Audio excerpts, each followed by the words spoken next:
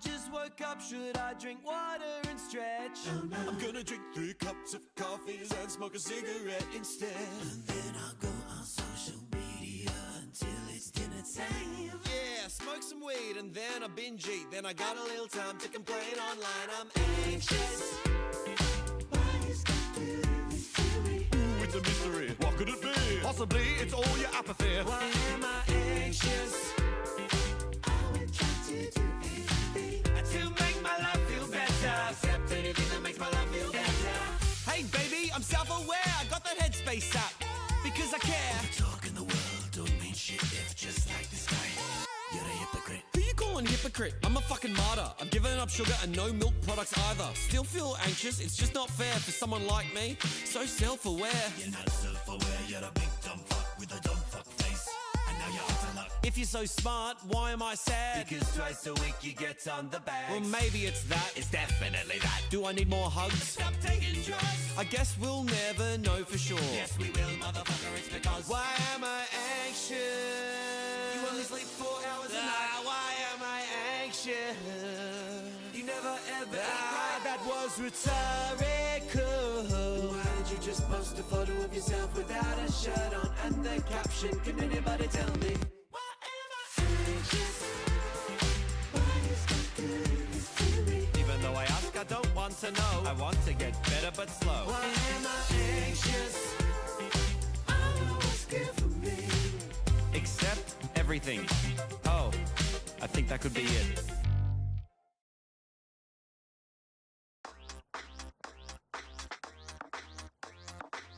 When my roommate comes into the room looking for his car keys, I don't say it yet.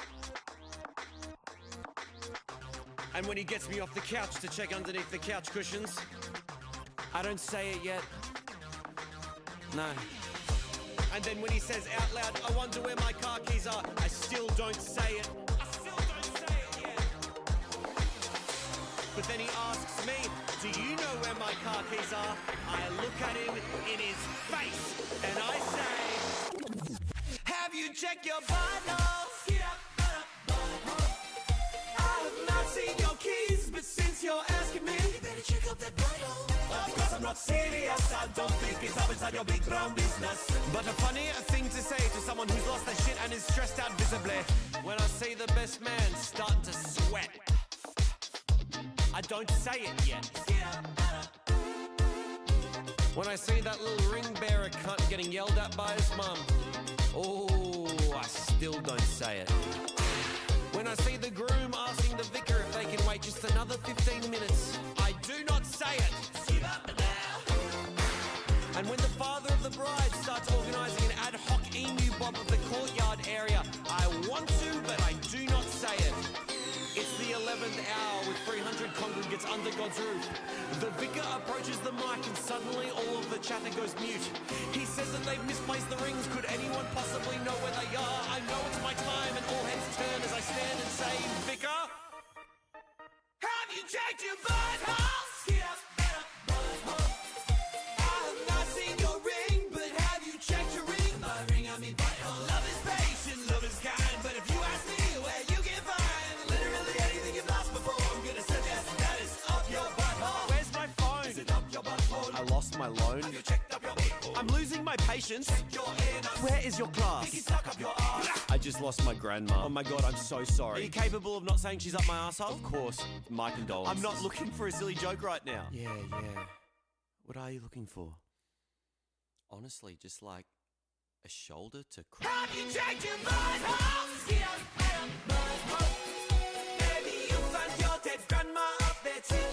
I fucking got you, butthole. My family hate me. This might be the reason that I've got no close friends. Fucking worth it, baby.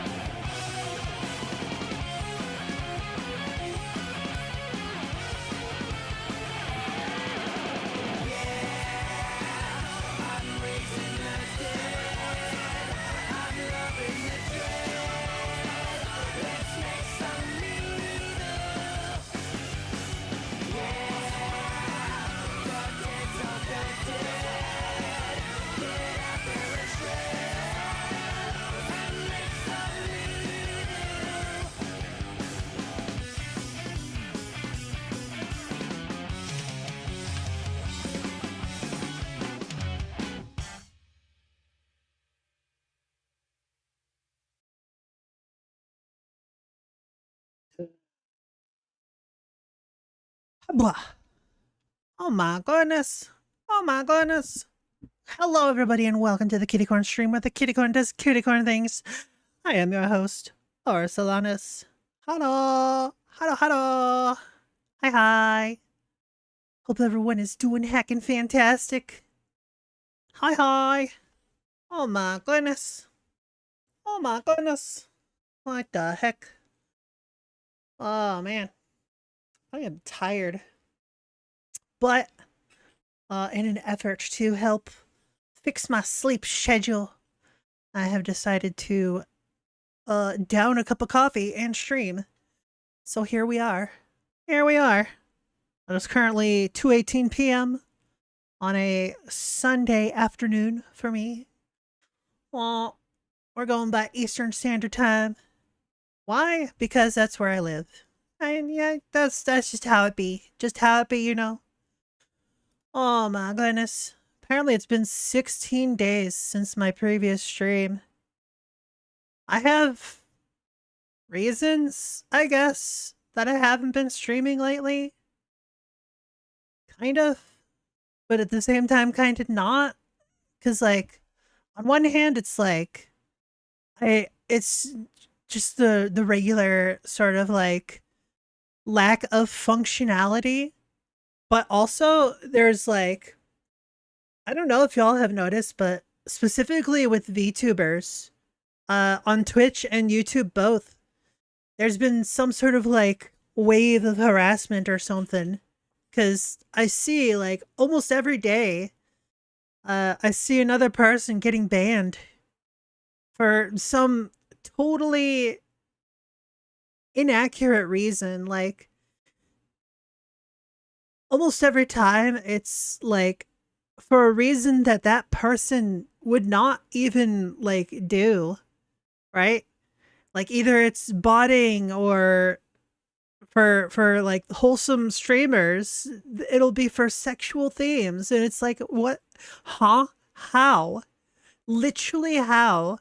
They're the most modest, tame people, and then like bam, they just get hit with the hammer. It's like, bruh, what the heck happened? What's going on? I don't know. What I do know though is that I've been playing way too much Minecraft. I've been playing a lot of Minecraft, unsurprisingly. I got into another mod pack. What was it called? Hold on. I'm bringing up my Curse Forge so I can see what it's called. It's like Dead something. It's like the zombie apocalypse mod pack. Deceased Craft. That's what it's called. There's 3 different mod packs I've been playing a lot of. Deceased Craft, Craftoria, and Roguelike Adventures Dungeons 2, right? They all have their own appealing factors. Definitely a learning what's the word? You have to like learn what to do for each of them, right? If you want to progress. I mean, technically you don't have to progress, but it does help. It helps a lot. Anyways, for Deceased Craft, like I said, it's basically like the zombie apocalypse type deal, and there's a big focus on like 3 main like mod packs or mods rather. Like there's I don't remember what it's called, but it's like there's this like apocalypse mod where it's got all of these different structures that they add and a ton of different like armor sets that give different bonuses. Is pretty cool. Pretty cool. Lots of different weapons, new melee weapons, new ranged weapons. Like they got rid of the nether, they got rid of the end. Like for all of those materials, you have to go to different like locations to go grab them. Like for blaze rods, you have to go to a volcano to where they spawn, right? And apparently, like there's nether stuff below the volcano. Like to get netherrack, to get nether brick, you have to go to the volcano, dig deep into there. So yeah, that's something. So I guess like all of the nether sort of mobs appear around volcanoes. And if you want to get steel, guess what you gotta do? You gotta go to a volcano. Why? Because you need magma. Because magma is what you use to make blast bricks. That's right, we're going to immersive engineering. Good old immersive engineering. Yeah. You gotta get the blast bricks to make, well, the blast furnace, I think it's called. Not like the one block blast furnace, but like a 3x3x3 block of blast bricks that you then use the like engineering hammer or whatever to turn into a multi-block structure. And then you use coal cokes to cook iron into steel. Yeah. There's no mechanism, so there's no easy way to make steel. Man, it is very annoying though, going to the volcano biome, because there's like no stopping point for the blazes. They just keep spawning. So it gets very annoying very quickly. Not a fan of that. Not a fan at all. Oh my goodness. But that's just how it be. It's just how it be. On one hand, it's like, it's kind of cool that they made it to where like the only backpack that you're allowed to have is this one backpack from the sophisticated backpacks mod. Like you can't stack additional backpacks, right? You can only have the one. So you gotta build that sucker up if you want to actually carry stuff. And that's where immersive engineering comes into help, because with immersive engineering, once you get your coke oven going and making creosote oil, you could use that to make treated wood. And with the treated wood, you can make a wooden crate with it. And those function basically like shulker boxes, but you can also store them within your backpack. So that's basically potentially infinite storage, because you could put boxes within boxes within boxes within boxes, and then just put the results within your backpack. So you can go out and do all of the exploration you want. And yeah, it's nice. I mean, technically, you don't really need to like hunker down in your own base or anything like that. But if you want to make like more advanced stuff for survival, it definitely helps quite a bit. Yeah.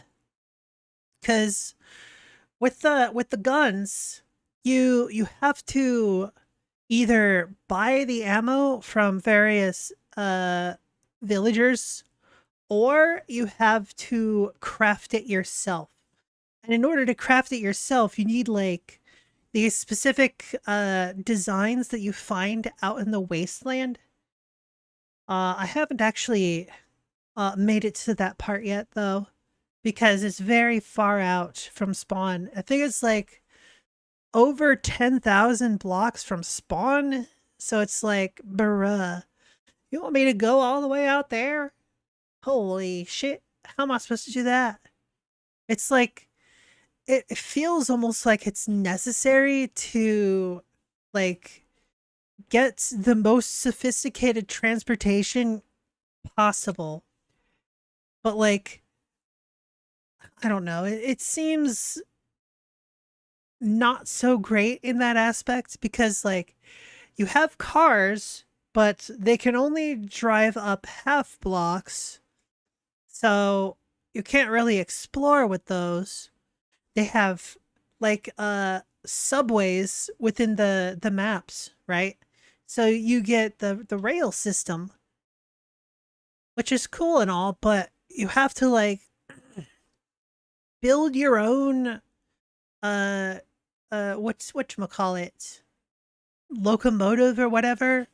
You have to make your own train, right? And it's a pain in the ass, quite frankly. And there is the option of making a plane. However, it is very, very resource intensive, and I haven't really gotten to that part yet. Like, I've played probably all 20, 30, maybe even 40 hours in Deceased Craft, and I still have not gotten to planes. Like, bruh. It's just very resource intensive, and also I get distracted very easily. I get very distracted. Plus, between that and going to the different mod packs as well. Yeah. Oh my goodness. What else? Oh, yesterday I watched Deadpool and Wolverine. Oh my goodness. That was an absolute joy to watch. Holy crap. I was like super giddy through probably half the movie. And then the rest of the movie, I was very entertained. I was either giddy or entertained because it's like just this roller coaster of awesome. I loved it so much. So much. It was an absolute joy. Oh my goodness. Oh, so good. Anyways, I also watched a bit of the Penguin series. Yeah. Those unaware, you know how they seem to be making like a whatchamacallit, uh spin-off series of like everything nowadays. Well, they did that with the Penguin. Oh, hey, Donald, thank you so much for your 47 months. Araso Oh Chibi my Hat. god. Thank you so much. How you doing today, Donald? Oh my god. But yeah, I watched the first 2 episodes of The Penguin. I wasn't expecting it to be like all that into it, but it's actually a very, how do I put it? I'm not sure about if it's interesting, but it's like the difference between being interested and being intrigued, right? There's a difference between something having my interest and something intriguing me, if that makes sense. Like, the premise in and of itself of the Penguin is not all that interesting to me, but the fact that it's set in Gotham and getting to know more about the character of the Penguin is like, I'm learning a lot more than I ever knew about the character, and that's pretty cool. That's pretty cool. You're doing good? Hell yeah. I'm glad you're doing good. Hell yeah. Don it over there being a heckin' boss. Yeah. Oh my goodness. What else? Been reading a lot of manga, unsurprisingly, to the surprise of absolutely no one. Yeah. Yeah. Hydrate. I could do that. Y'all better hydrate before you dehydrate, folks. Mm. Mm. Delicious. Oh, it is some tasty stuff. Tasty stuff. The drink of today is what was it again? I think it was like Pepsi Max flavor, because I've been using the soda stream, right? So yeah, the current flavor is Pepsi Max. I have been on a sort of binge for Mountain Dew lately, though. Oh, it's so good. Did you know that, like, Mountain Dew is just lemon lime soda, except also with orange? Did you know that? Isn't that so weird? That's really the big difference. It's lemon juice, lime juice, and orange juice. That's what's in Mountain Dew. That's all it is. I learned that the other day, and that was just really interesting. It's like, how can the flavor change so significantly just by adding a bit of orange juice? I mean, granted, it also is different with like the ratio, right? Like the ratio of how much lemon juice, how much lime juice, how much orange juice, how much of all that, right? But yeah. All right, let's take a little break from yapping. I shall watch some spoopies. Let's watch some schlapped ham. There's a new schlapped ham video from 2 hours ago. Yeah. Yeah. Wow. Why are you so horny? Jeez. What? Donald, why are you so horny? What the heck? Do you get it? Cause you used the horn. Anyways, How I'm you not. doing? I'm not. Callan, and this is Oh, that's my bad. But oh, there we go. All right, let's go. how you doing? I'm Callan, and this is Slap Yay, Ham. let's slap You're our about to see ham, some y'all. Seriously spooky clips that no one can quite explain. Howdy, So hit that SK. How you subscribe doing, button and get ready Stinky? for more creepy content, just like this. How's the Stinky SK doing? Hope you're doing well. In a curious and unsettling submission to Reddit, user Kipper2 shared a live photo Kipper2. taken by a family member. The image intended Doing to okay, show how's a deer Aura? in the front The yard Aura of an old is doing southern alright. farmhouse Doing inadvertently alright. revealed something eerie. Take a look. Alright. Bro, that's creepy AF. I don't think it's like... I'm not sure if this is real or not, but the fact that it looks exactly like a face just like appearing out of the darkness like that, pretty creepy. It reminds me of like, you know, those figures or statues or whatever that have like several faces, but it's like on each side. Like that, what was it, Ashura? I think Asura was one of them that had like several faces. Like it had the forward face and one on the left, one on the right. Something like that. It reminds me of that. Like if you look at that and it looks over a little bit, you see another face. Like, yeah, that's what it reminds me of. I don't know The how like farm, nestled in a reliable quiet that is, area but and previously owned by still an interesting. old man who died within the house, had been the home of the poster's relative and her husband. Prior to capturing this eerie photo, the resident had reported unexplained noises that sounded like footsteps in the attic. Footsteps in the attic. The poster believes that the live photo Oh, shows what dear. appears to be a man holding a child, or perhaps one figure looming over another's shoulder.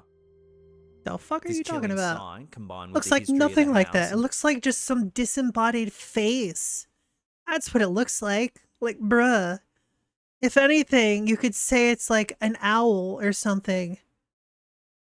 I mean, that's the most likely. Just owls, right? and the strange attic noises eventually compelled the couple to leave the farmhouse Scusi. for good. So what do you think this live photo is really showing? Take another look and let me know in the comments down below. Oh, I think I know what it is. I think it's just a reflection of something in the background, because if you look closely, hold on, let's go back, and then as it gets revealed, see how it like reveals from bottom to top? It's like someone is like raising a hand or something, and whatever reflection was there, because see, you can see that there's a reflection in the window, right? Let's go The back. farmhouse for good. So what do you think this... See, you got the reflection. You see the lights from inside of the house. So live photo. Suddenly having that in the background. I don't know. I feel like it's just something over their shoulder or whatever. And they're doing this on It's purpose. really showing. Take another look and let me know in the comments down below. Yeah, it just looks like they're putting a figure there or something. The YouTube channel Fourth Wall often posts videos of supposed hauntings. In this one, we see footage captured on a security camera that might show some paranormal activity taking place. That's creepy. The story about the house is somewhat I mean, if it's just at that level, that's just a little bit of shaking. Like you could just say that was like an earthquake, a minor earthquake, right? I don't know if it's like an area that has earthquakes, but it's entirely possible. Here, however, it involves the death by suicide Entirely of several possible. previous tenants and the possibility that their ghosts now haunt the property. At around 3 a.m, this creepy Well, clip was Priximus, captured in the how dare bathroom. you?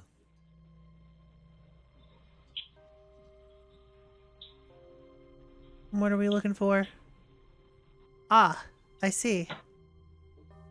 As you can see, the door suddenly closes despite no one being around.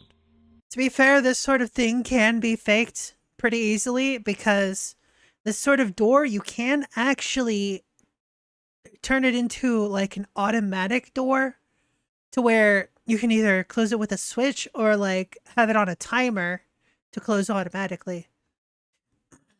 Entirely possible to fake this. How you doing today, Priximus? Oh, fuck No one was being that? around. I would just like to point out, like, this shadow on the ground is kind of creepy. It looks like a quadruped of some sort. I know it's probably just a weird shading, but you can see that there was a cut in the film as well. Just go back a couple frames. See, you see this light here? 1, 2, 1, see? This little light right here. It just disappears after a frame. The shadow looks a little bit different there too. Doing good, dreading going to bed because that means work. Tomorrow will come faster and tomorrow's work. Ew. Gross.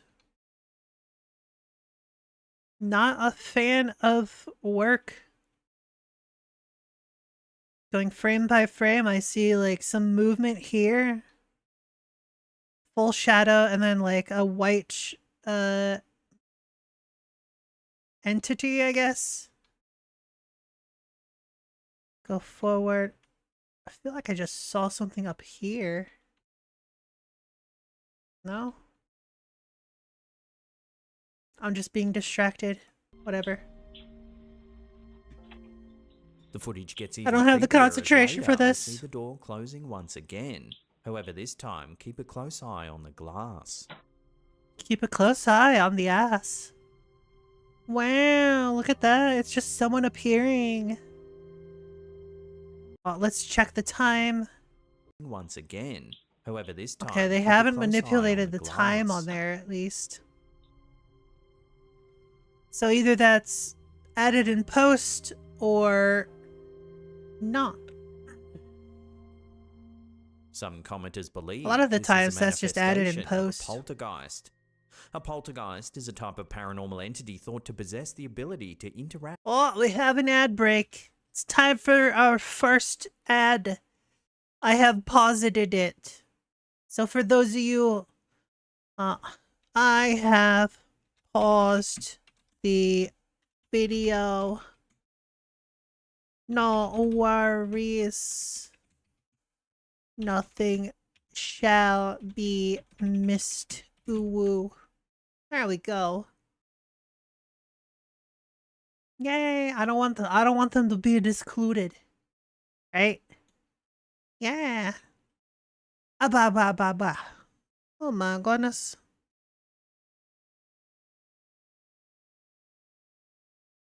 couple days ago, I was playing some not Factorio, Satisfactory. Because it's like, I wanted to try like a different spawn location. So I went into this like, not the base one, not the second one, but the third one, I think. Right? It's not the desert, but it's like desert adjacent or whatever. I don't know how to describe it. But yeah, I was playing some Satisfactory. And I progressed my tech a bit. Yeah. Just need to get coal. Then we'll be good. Ah, there we go. Welcome back. Welcome back, y'all. Welcome back. You missed nothing because I paused the video. Because I'm cool like that. I paused it just for you guys. Here we go. With their physical surroundings. These entities are often thought to manifest their powers by manipulating the physical environment, sometimes in a violent or disruptive manner. I'll manipulate Theories your about physical poltergeist environment. powers Ooh, range woo. from the supernatural to psychological, with some suggesting they may be the result I'll of do it. psychokinetic energy unconsciously produced by individuals, typically those experiencing high stress or emotional turmoil. Who This knows? phenomenon has been documented in various cultures and locations, suggesting a widespread, albeit poorly understood, occurrence. So does this creepy footage show evidence of a Not a clue. poltergeist haunting this old house? Watch the footage one more time and let me know what you think in the comments down below. I think, therefore I am. Whoa. Incredible. TikToker Lowboy Ken is a heavy haul driver who normally posts videos about his life on Wait, low boy? What? Oh. Australia. Australia. How you doing? Bananarama Kittycorn. 47 months, my dude. Welcome, welcome. Thank you for the resub. Chimkin, you want me to choke my chicken? Wow, you want me to choke my chicken? How dare you? That's entirely understandable. Sometimes you just gotta... Oh. Yeah. Sometimes you just gotta. Anyways, thank you for wasting your points. I'm okay, but mentally drained. Yo, I know that feel. Sad pets. Thank you so much for the pets. Thank you. Yay!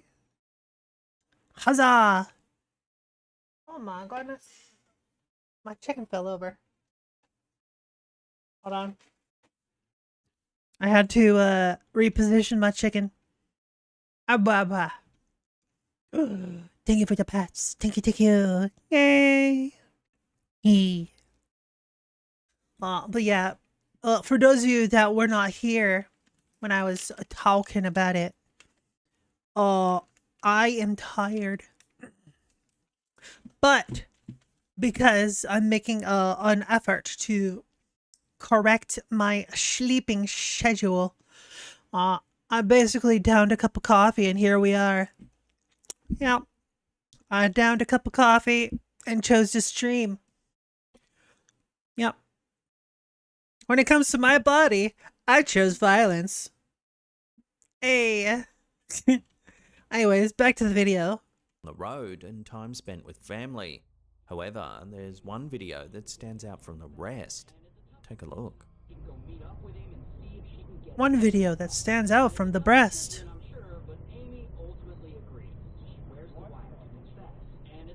Oh, that.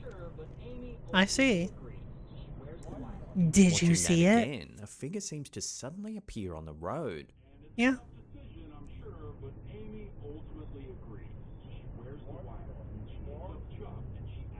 If you slow the clip down, it looks even stranger as it appears as though the figure comes out of the vehicle that's travelling in the front.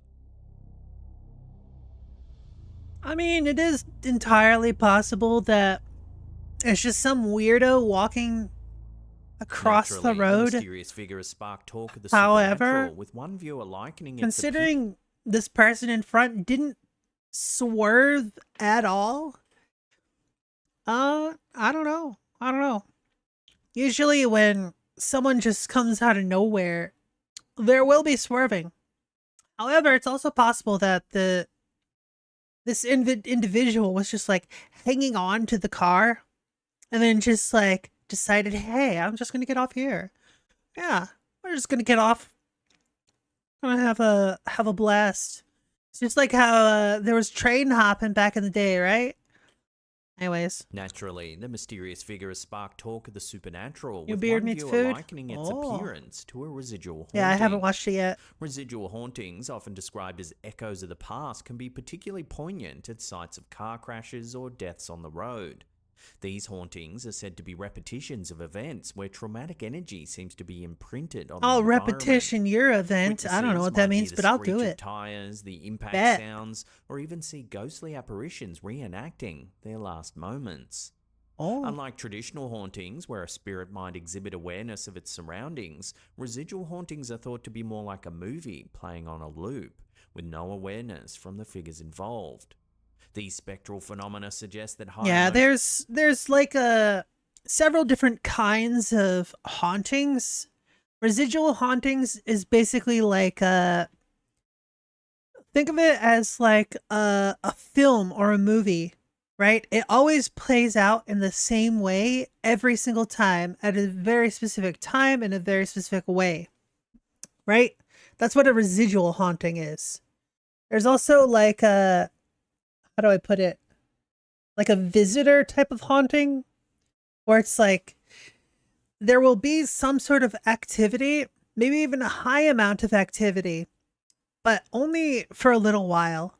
It's like they'll do stuff, but only for a little while, and then they just leave, right?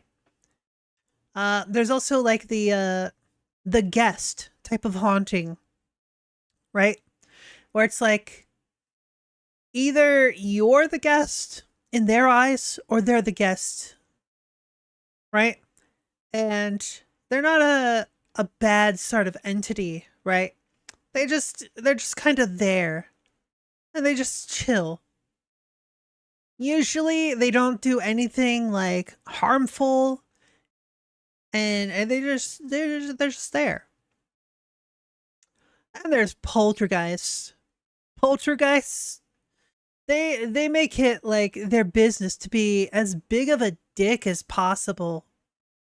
Like they'll be throwing shit all over, just throwing a tantrum. It's like, bruh, I don't know what happened to you in your life. Why you gotta bring it to your death? Like, come on. Bruh, just pass on. The sooner you pass on, the sooner you can move on. Why would you want to live your afterlife in pain? Just move on. Like, come on. As long as the ghost isn't malicious, but annoying enough to keep rent down, they get to stay. Yeah. Calm your ass down or I'm calling the priest to evict you. Yeah, pretty much. That's generally how it goes. Yeah.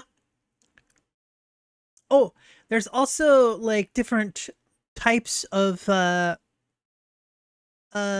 entities that do the hauntings. Like one of them I like to consider to be like the curious type, right? What I mean by that is like think of like a shadow person, but like they don't really do anything. They just appear every now and then and they're like, "Oh, hi. Hey, what's going on here?" And they're just kind of chilling and hanging out. They don't really do anything. They just like appear and they're there. Right? Yeah. I find those ones particularly interesting because they basically just look like this mass of shadow. They just materialize as a shadow being, and it's cool as heck. Creepy as heck. Very intimidating. However, they don't do anything outwardly like aggressive or malicious. They appear more curious than anything else. Anyways, let's move on. energy or sudden Gonna head to bed. departures might Alright, leave a kind rest of well psychic done it. residue Yeah, I can that repeats walk. the traumatic event, haunting the location. I will attempt to enjoy my stream. indefinitely. Just so you know, if I don't enjoy my stream, it'll be because you're missing. That's a joke. That's a joke. Don't worry. You enjoy your sleep. Amy ultimately agrees. She wears the wire and she gets up Chuck and she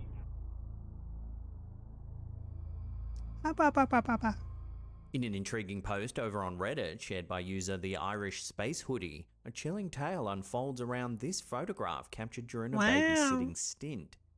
The photo was supposedly taken by the poster's grandmother, who was the babysitter at the time, and according to her, shows a baby on a ghost's back. The ghost is said to be that of a woman who was once the wife of a doctor living in this very house. Tragically, both she and her baby succumbed to an illness at a young age. The grandmother is adamant that the figure in the photo... I don't think it looks like the baby is on the back. It looks more like she's holding the baby, right? Because there's the arm, there's the head, and she's like got her hand on the neck right there, like holding the baby. You can see how her arm is like holding the baby to her, right? Doesn't look like the baby is on her back. To an illness at a young age. Right? The grandmother is adamant that the figure in the photo is genuine. Could also be by her own crazy, but whatever. experiences and the home's sorrowful history. If the photo is genuine, then it would have to be one of the when it's clearest zoomed out more. When it's zoomed out more, it's... Yeah, you can see that her arms are like tucked behind her back. Okay, I see it now. Yeah, I see it. On the back. Yeah. ghost photos ever captured. However, the general consensus from those who have viewed the post is that the ghost looks too much like a real human being. Have they never heard of full-figured apparitions? Have they never heard of that term?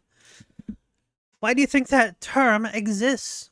A full-figured apparition is when a ghost is solid enough to where it's basically indistinguishable from a human.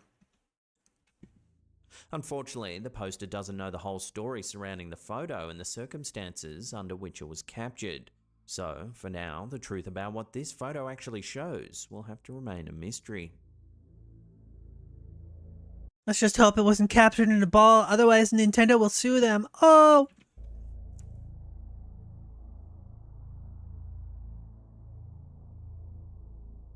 In a peculiar video What, that's too captured soon? the attention of both paranormal enthusiasts and skeptics alike, a peculiar incident occurred on Christmas Day 2022 at a Dollar General store that was closed for the holiday. Uploaded to our Slapped Ham subreddit by user BrilliantClock2452, the footage shows something quite odd. Take a look. Oh. Ghost doing some shopping. I see. Somehow, an item eerily slides off the shelf. That is seemingly pretty all by weird. itself. Oh my god, is that nightmare virus? The Howdy. store was reportedly locked up How you and doing? unattended all day, Thank you for the ruling out hat. the possibility of human intervention. Yet the video shows the item moving as though an invisible hand or force nudged it, leading viewers to speculate about a ghostly presence. Speculate about these Of nuts. a poorly balanced Got 'em. item finally toppling over, or could it be evidence of something more supernatural? I mean, considering the shape of the object, it's not likely that it just slid off. This next video, captured on a Ring doorbell camera, was shared to Reddit by user Dante's Arcade. Take a look at what it shows. Oh. Oh. Oh. What the fuck? While the sight is certainly creepy, many viewers think it's probably just a bug and that its size is distorted due to its proximity probably. to the camera's lens. But damn, So that with was in mind, creepy. take another look and let me know what you think this really could I don't- be in the comments. I don't know what down kind below. of bug it could be, though. Oh, I understand now. Coming up in Yeah. our last segment. Yeah, I can see I can see how it's a bug. It looks like a humanoid figure at Take first, another but look and let me know what you think this when really it could be in moves- the comments down below. see how it like moved and it like turned around? That was a bug. That's a bug on the lens. It's probably like a cricket or a grasshopper or something. Yeah. Coming up in our I'm doing alright. I'm glad you're doing alright. Our last clip of the day was uploaded to Instagram by user Bien Forever. This grandson installed a security camera in his sick grandmother's bedroom so he could keep an eye on her during the Excuse me. night. What the camera caught is unsettling, to say the least. Okay. So grandma just sits up and stares at the wall for a bit, then Then more strange behavior is caught. wait. Hold up. Oh. What? Okay, this has to be edited because he goes into the room. She's sleeping in bed after all that shit happened. He goes out of the room. Bam, she's gone. What? 100% this has to be edited. They made it damn creepy While though. many viewers have been scared shitless by this weird footage and think it's the real deal, others think it's just a little over the top to be genuine, Yeah, claiming this is- it's most likely from a movie. However, Yeah. no one seems to know which film it's from. If you've seen Well, it's this probably before, an let me know the name independent of the movie down below. Film made by like a student, Have right? you ever heard of all It's probably just a student film. That said, that definitely was creepy AF, and they did a good job on it. Well done, well done. I applaud thee. Not literally, but meow. Right. Oh, we got a new Beard Meets Food. Let's go. Let's go, Beardo. Tell you what, folks, I'm not sure I could do another full English breakfast challenge, you know. It's a full English. Although, 30 quid? That's more than my sister earned on No wonder OnlyFans this month. Australia's interested. I'll do it! 30 quid. I mean, for Australia would do it for free. Alright, we're at a place called the Cozy Cabin today. I have to say, upon first inspection, does not look particularly cozy. That But looks you should never judge a tiny. book by its cover. Might have a roaring hearth going in there, some furry blankets, maybe even a chaise lounge. Who knows? Thankfully, there's a porta potty outside. Porta in case potty. this happens. I really Hell hope it's yeah. not just outdoor seating. Otherwise, this is not going to work. Maybe the name's ironic. You reckon? Cozy It's like Cabin chainmail. Cafe. Yeah, I came to partake of your breakfast challenge. Oh my goodness! Which might be a little tricky, but No, it's fine. we'll try and make it work. Alright, here we go. Oh The my Cozy Cabin God. Cafe Breakfast Challenge has arrived. You've got 30 minutes in which to present your empty plate to us, and it will cost you nothing. Leave a morsel and you'll pay 30 quid. And Looking then at the kind of list, usual looks like consistent it'd course of an be English like breakfast. easy for him. Extremely famous. Yeah. You're very famous. Yeah, I don't know about that. Infamous, maybe. Oh my god! I'm well giddy. You're giddy. Yeah. Giddy? Yeah. Giddy. I've heard that word in a long time. Well, I'm happy to make you giddy, I think. Well, no chaise lounge, but they do have cushions, which I suppose is kind of synonymous with coziness. Just so I understand it correctly, if you eat this breakfast, it's a large breakfast, and if you finish it inside 30 minutes. 30 minutes, 30 you get the breakfast minutes. free and 30 quid cash money. £30 cash for you. Goodness if you me. finish it though, but which No, he'll have no problem with this one. We should create some suspense. Let's pretend like I'm not going to finish it. You never know. Woo, I you don't never know. know. I don't know how big it is. I've not seen a picture, so we'll see. I know, that's Hey, right. put it there, man. Yeah. Thank you. And he's up Hey, outside, uh, I'm going, subscriber. Yeah? Literally. Ah, thank you. I think everyone is. Thanks, man. Appreciate it. What are you having I today? mean, I don't eat the way you do. No? Yeah. I just drink tea through the day and then have a big meal when I get home. Same. That's pretty much the same. Apart Fair from enough. coffee, not tea for me. And it just keeps you in shape. Yeah. Nice. Because I'm an ex-martial artist and all that, Yeah? so... Fun fact, everyone is technically in shape because spheres are a shape. Alright? Being round is totally fine. Right? Why have a six-pack when you can have a keg, right? Hell yeah. You're hard. This is it. I wasn't that worried when I saw this, but now I've just seen this as well. Oh, shit. So hopefully I can get it done. It looks That's yummy. Is bigger that than I spam? thought it'd be. Spam, black pudding, mushrooms, fried bread, bacon, eggs, hash browns, sausages, 4 tiger Damn. breads, chips, tomatoes, and beans. Think of it, the head pats. Think of it, oh Is that the wedding? my goodness. Interesting choice of soundtrack. Bruh. That's a lot of soupy stuff. Jeez. I mean, on the bright side, that does give him more stuff to, like, dip with, right? Change up the flavor, you know. He can wet the bread, like, dip the toast. Because he's got the beans and the tomatoes, right? Thank you. Yeah. No worries.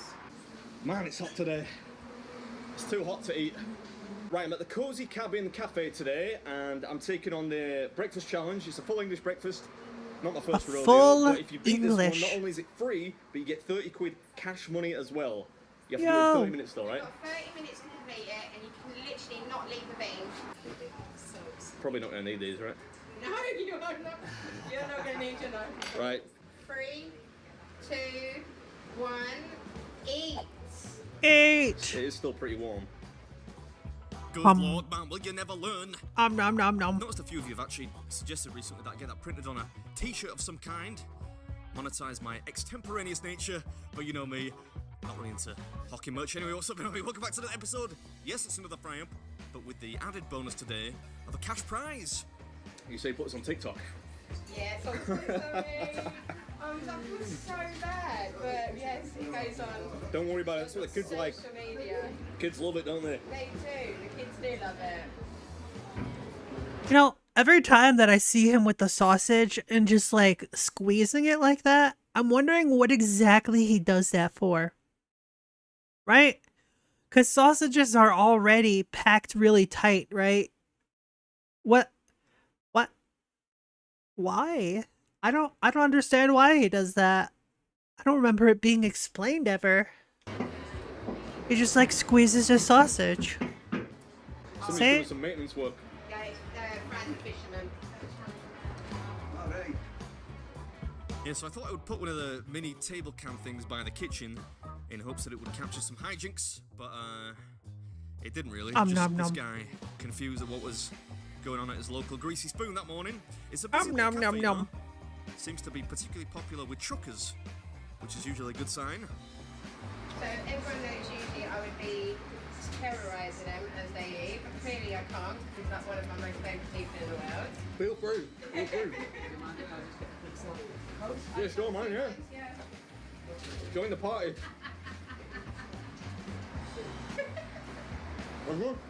Thank you. Nice to meet you, man. And you. Hey. I've seen you a few times on TikTok, so. Nice. This TikTok thing, man. And YouTube. I'm only joking, man. Thanks for watching, I appreciate it. Hey, he was a nice chap. Apart from the whole TikTok Oh, thing. that reminds me. YouTube Shorts. That's why the TikTok comment reminded me. YouTube Shorts, they're increasing their maximum time from 60 seconds to 3 minutes. So, for all y'all that are looking for YouTube Shorts, they're going up to 3 minutes. Oh, Zool! Thanks so much for the giant emote. Hi. How you doing? How you doing, Zool? Christmas cute? True facts. I'll let it slide. I mean, technically, I am on there. I just hate the platform. You love that with the emote? passion of 1,000 Yeah, well, steel knobs. that emote loves you, so ha, get got. Reels. You can put it in your pockets. feel free to check. I will happily pet you down. Ayo. 5 minutes. 1 minute? 5 minutes in.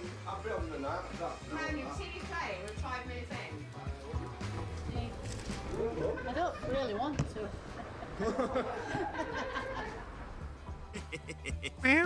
I do can blame her. I wonder if she doesn't want to see it because she thinks it's a bit of a war zone down there, or because she suspects I'm doing rather well and is starting to worry about the Beans catch overboard. jack. Could be a bit of both, I suppose. Yo. Yeah, I know what you're thinking. No. How are you, chips do not Kittycorn? belong I'm at doing my breakfast. good. Doing good. But they are of the opposite opinion here at the cozy cabin. Doing alright, doing alright. On the chips. Yeah, get them all on there. Yeah. Is that it? I wouldn't Nom, have nom, bothered nom, pouring it nom. out, man. I think I got Nom, a nom, bit of nom, in nom. a second. Delicious. Cut to the table cam here. Maybe something to do with the inquisitive construction worker in the neon vest. There we go. Get it on Yeah, there. just top it on Not there. allowed to have one single morsel, so I'm trying to get. Hey, did you see that steam? Is that alright? Look at that shit. Look at that fucking steam. Steam coming off of those damn tomatoes. Holy shit. That's gonna be a pain in the ass. Yeah, not entirely sure what constitutes one metric morsel. I mean, there is a bit of a rim on that bowl there, but you'd be hard pushed to get every last bit out. Gaffer's given me the all clear anyway, so we should be all right. What got you into this? Just you trying to distract me. Yeah. It's a long and pretty boring story, I'd say, but it was a long time ago now. Oh no, I can't do the fried bread's my favourite, so I have to leave that to the end. So what do you think about the quality of the food? It's very good. That did feel like a bit of an interrogation question, so I felt the need to say yes. Yeah, It was good. you feel compelled. Honestly. Yeah, it's good. Nom Well, nom it was good nom. to be fair. Particularly enjoyed the addition of spam. Not so much the canned Tommies though. Spam is very good. This could be the Especially first two times like I lose on account of fried being spam. Really, really hot. I say fried spam, but it's not actually fried. It's just like sauteed, right?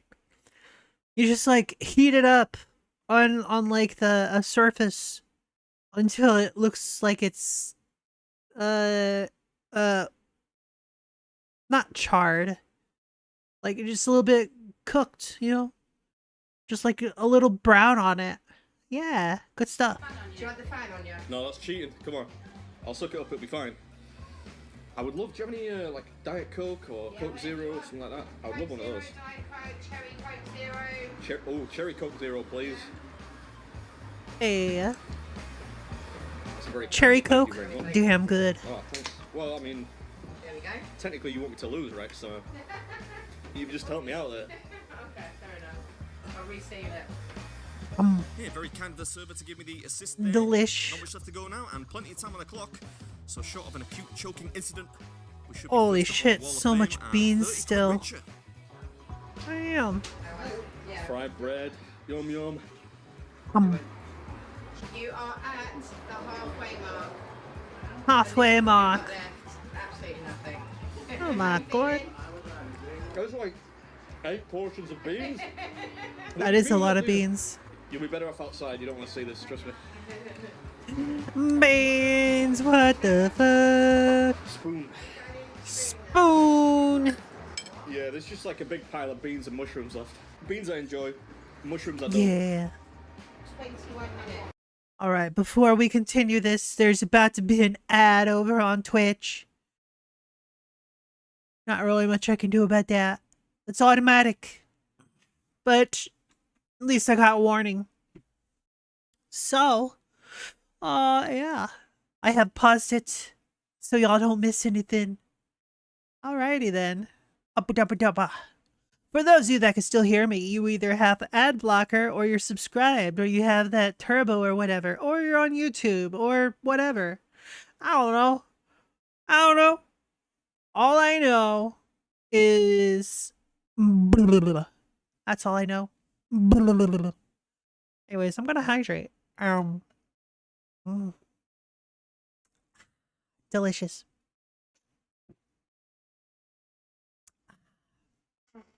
Oh, nice and cold and tasty. You're a turbo cutie. Hey, good job, Zool.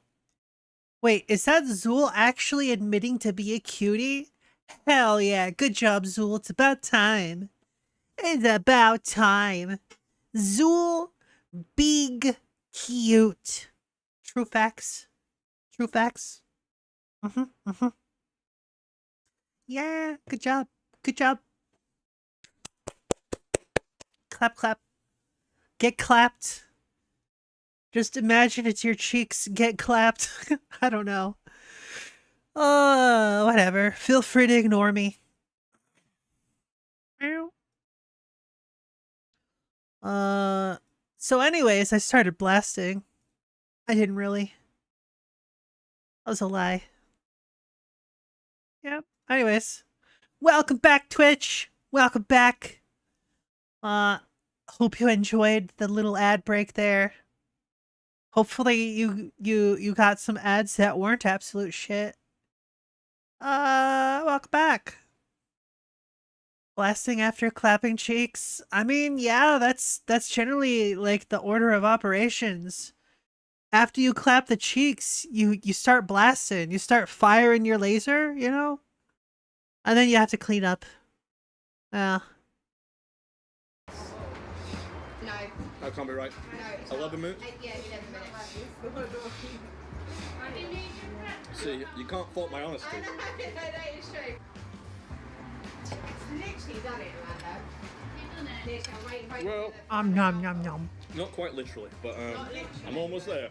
Alright, this is Baby Meat's food. I don't think there are any more morsels left on this tray. That was Cozy Cabin's breakfast challenge. I should now be 30 quid richer. Well done. Thank you, thank you. Well, bloody done. It's only gonna smashed it, guys. Yeah. Well done. Cheers, darling. See, I knew he'd be able to do it. That's a morsel? Probably not. I knew he'd do Probably it. safe there. Do you have a dessert menu? Dessert? We don't have a dessert menu as such. Probably don't have a dessert. We don't have a dessert menu as such, but everything's homemade. So we've got home. Is it fruit crumble, Amanda?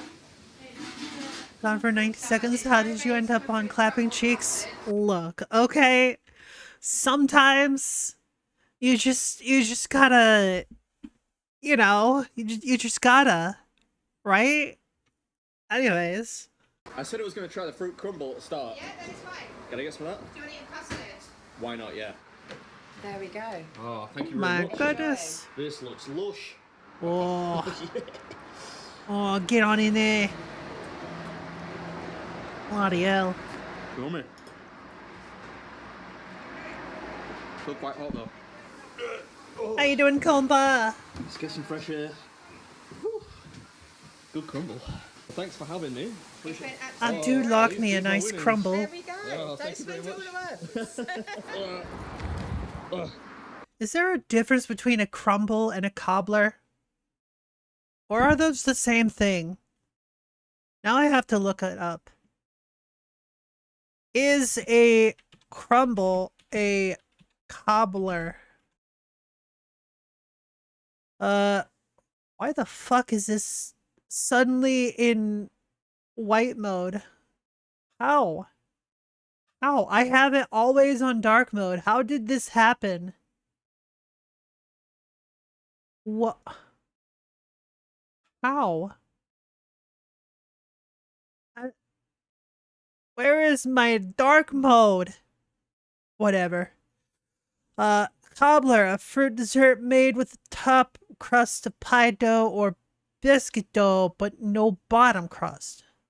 Crisps less crumble. In Alberta, the terms are mostly interchangeable.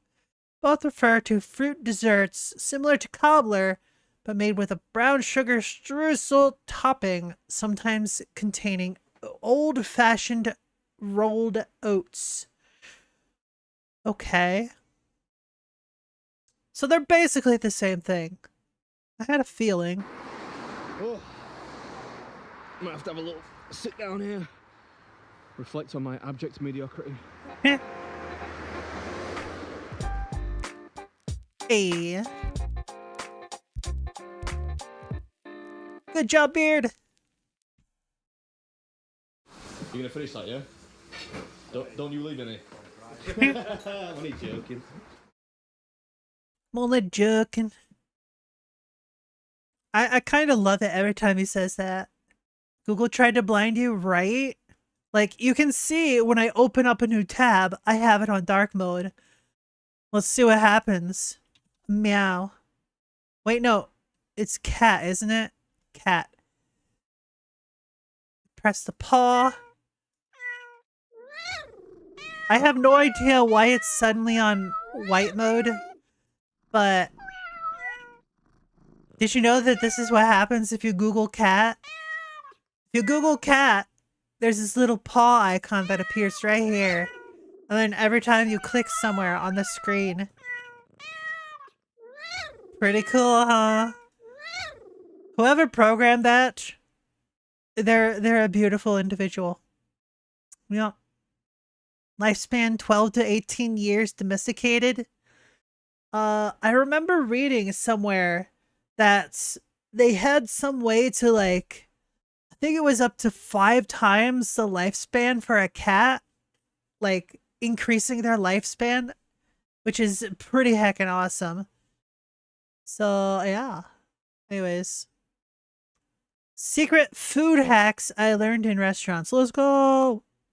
Why does restaurant food tend to taste better than the food that we cook and or eat at home? In a way, it's kind of become an industry kept secret because nobody reasons, wants that's to why. say it, but let's be real. 2 things matter to a restaurant: speed and quality. As a result, True. kitchens all over the world have developed cheat codes in their cooking game to elevate taste, texture, speed, efficiency, and these are hacks that normal people would never know about without years of cooking experience. So today I'm going to be giving away all of the top secrets that I know, and some of my favorite Austrian restaurants will show you how they utilize these secrets. Now, why do restaurants' meats taste so good? One thing that will help you is a short cure. Whenever you season something Short and cook cure. it, the salt is really only on the exterior of it. But if you season it ahead of time, it allows the salt to penetrate into the flesh, draw some moisture, and add a little bit of salt to the interior of the protein. This also works with vegetables. I'm gonna show you a simple one. You take any protein that you normally would cook. This works really well with chicken. These are bone-in, skin-on chicken thighs. All you need to do, put them down on a tray, season them generously, maybe a little more than you would with salt. Oh You can yeah, also add season pepper, you can them. also add spices, but I would recommend Just just throw putting on salt. that Then let them salt. sit on a wire rack, completely Fucking hell, exposed in your mate. fridge overnight, and then the next day cook them however you like. Beautiful. You want to grill them, you want to roast them, you want to sear them. Do that, and you'll notice you might just get the crispiest skin and most flavorful chicken you've ever cooked. Hell yeah. They cure 500 pounds of brisket with salt every week for their famous Suadero tacos. Later in this video, My we'll lord. see another secret hack that they use to take it from cured to tender shredded meat. And then, of course, there are longer cures where you would then add curing agents like nitrites and nitrates to make bacon or smoked meats. That would require measuring because some of those curing agents can kill you. I have no idea what the difference between a nitrite and a nitrate is. And even if it's explained to me, I probably still will confuse it.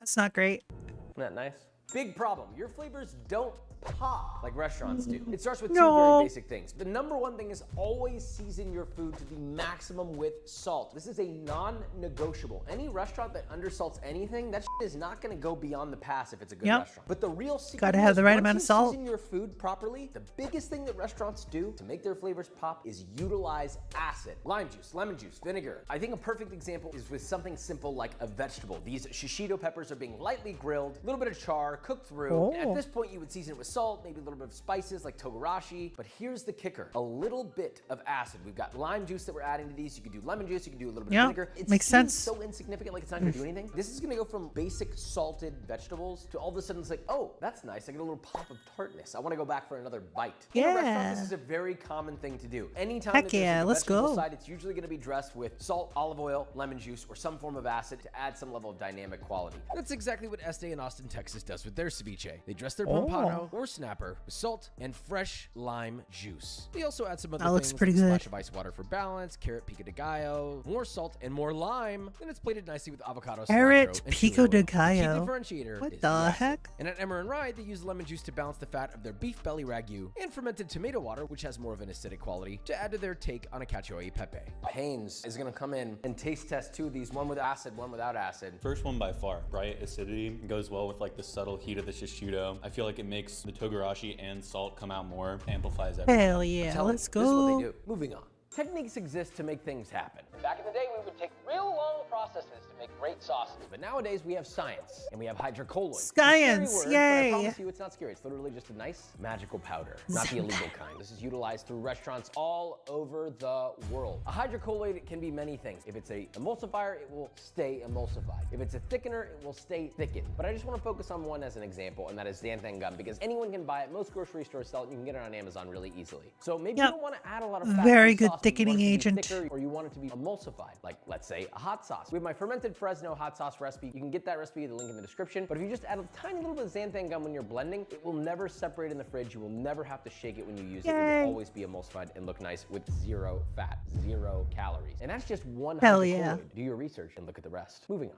Why do raw fruits and vegetables for some reason somehow taste better at like a nice restaurant? Sure, you can pickle it, but the problem is that usually That's a good requires question. heat and it also requires time. But if you need Very it good quickly, question. If you want a different kind of flavor that you can't really achieve through pickling, that's where compression comes in. You take a pickling liquid and you combine that with a vegetable or fruit. In this case, I have a cucumber sliced, and then I add it to a vacuum sealer, vacuum seal it, and that's it. Instantaneously, we have pickled cucumbers. But it can be pickled with anything. They'll retain a much better crunch, and they get a cool looking translucent look. They do something similar with the squash at Emmer and Rye. It gets quotation mark pickled overnight by utilizing the vacuum sealer with vinegar, sugar, and aromatics. And it is the act of compression that really helps cut the richness of the smoked lamb pig's head carnitas. And at Este, they also use compression, but for something totally different. Instead of pickling, they use it to ferment chilies in a vacuum sealer for their fermented hot sauce. Then the bag just puffs up and it's ready to be used, and the chilies are blended with sugar, garlic, and white vinegar, strained a few times, and then served with fresh shucked oysters, mignonette, and a dark salsa. What about sweet fruits like pineapple, strawberries, or in this case, watermelon? What if it's not perfectly in season, or you maybe want it to be sweeter? You can literally compress the pineapple, watermelon, whatever, with its own fruit juice to give it more of its own additional flavor. Big brain thoughts. Unripe fruit, compress it with its own juice, or compress it with a simple syrup, and it's gonna taste like the greatest bite of fruit you've ever had. How do restaurants make everything taste exactly the same every time? Some would say this doesn't apply to everyone. I think it actually is the most helpful tool you can have. This will work every time because you're gonna use exact measurements every time you cook anything. This is useful in restaurants because it's standardized measurements. recipes. This is how you can Let's rotate go. in different line cooks, different chefs, and the recipes still taste the same. It's not just a recipe, it's an exact recipe down to the gram.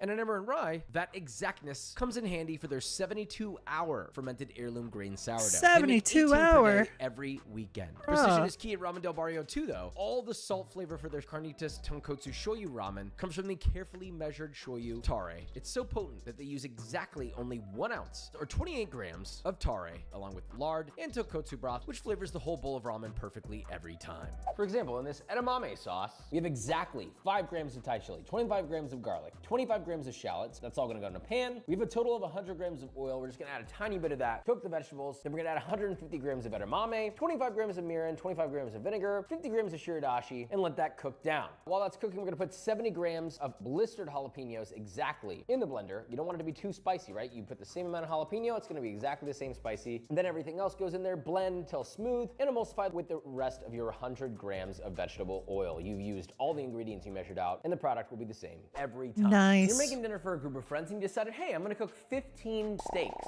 or 15 chicken breasts, but you gotta cook them all perfectly. How are you gonna do that? How do restaurants Magic. do it? Sous vide. We all know this, Oh. we've all heard it, but I wanna clarify something. mean, this that's- also applies to things outside. That's kind of like magic, right? That's like a magic wand that you like put into your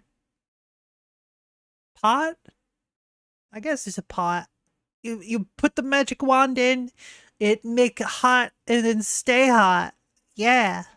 That is steak and chicken breast. It also applies to vegetables. It applies to eggs. It applies to many things. And the best part is you can do this days in advance. So you get it to the perfect cook temperature, and then all you have to do is take it out, put it in the fridge, and sear it when you're ready to sear it. Emmer and Rye My takes love. sous vide next level with their Texas Wagyu bavette steak that gets seared and then rested in a Oh. beef fat bath, utilizing a sous vide circulator at 52 Celsius or 125 Fahrenheit for about 20 minutes, keeping the beef moist, perfectly cooked, and ready to serve. Oh. Now at Ramen Del Barrio, they sous vide octopus for their grilled octopus taco.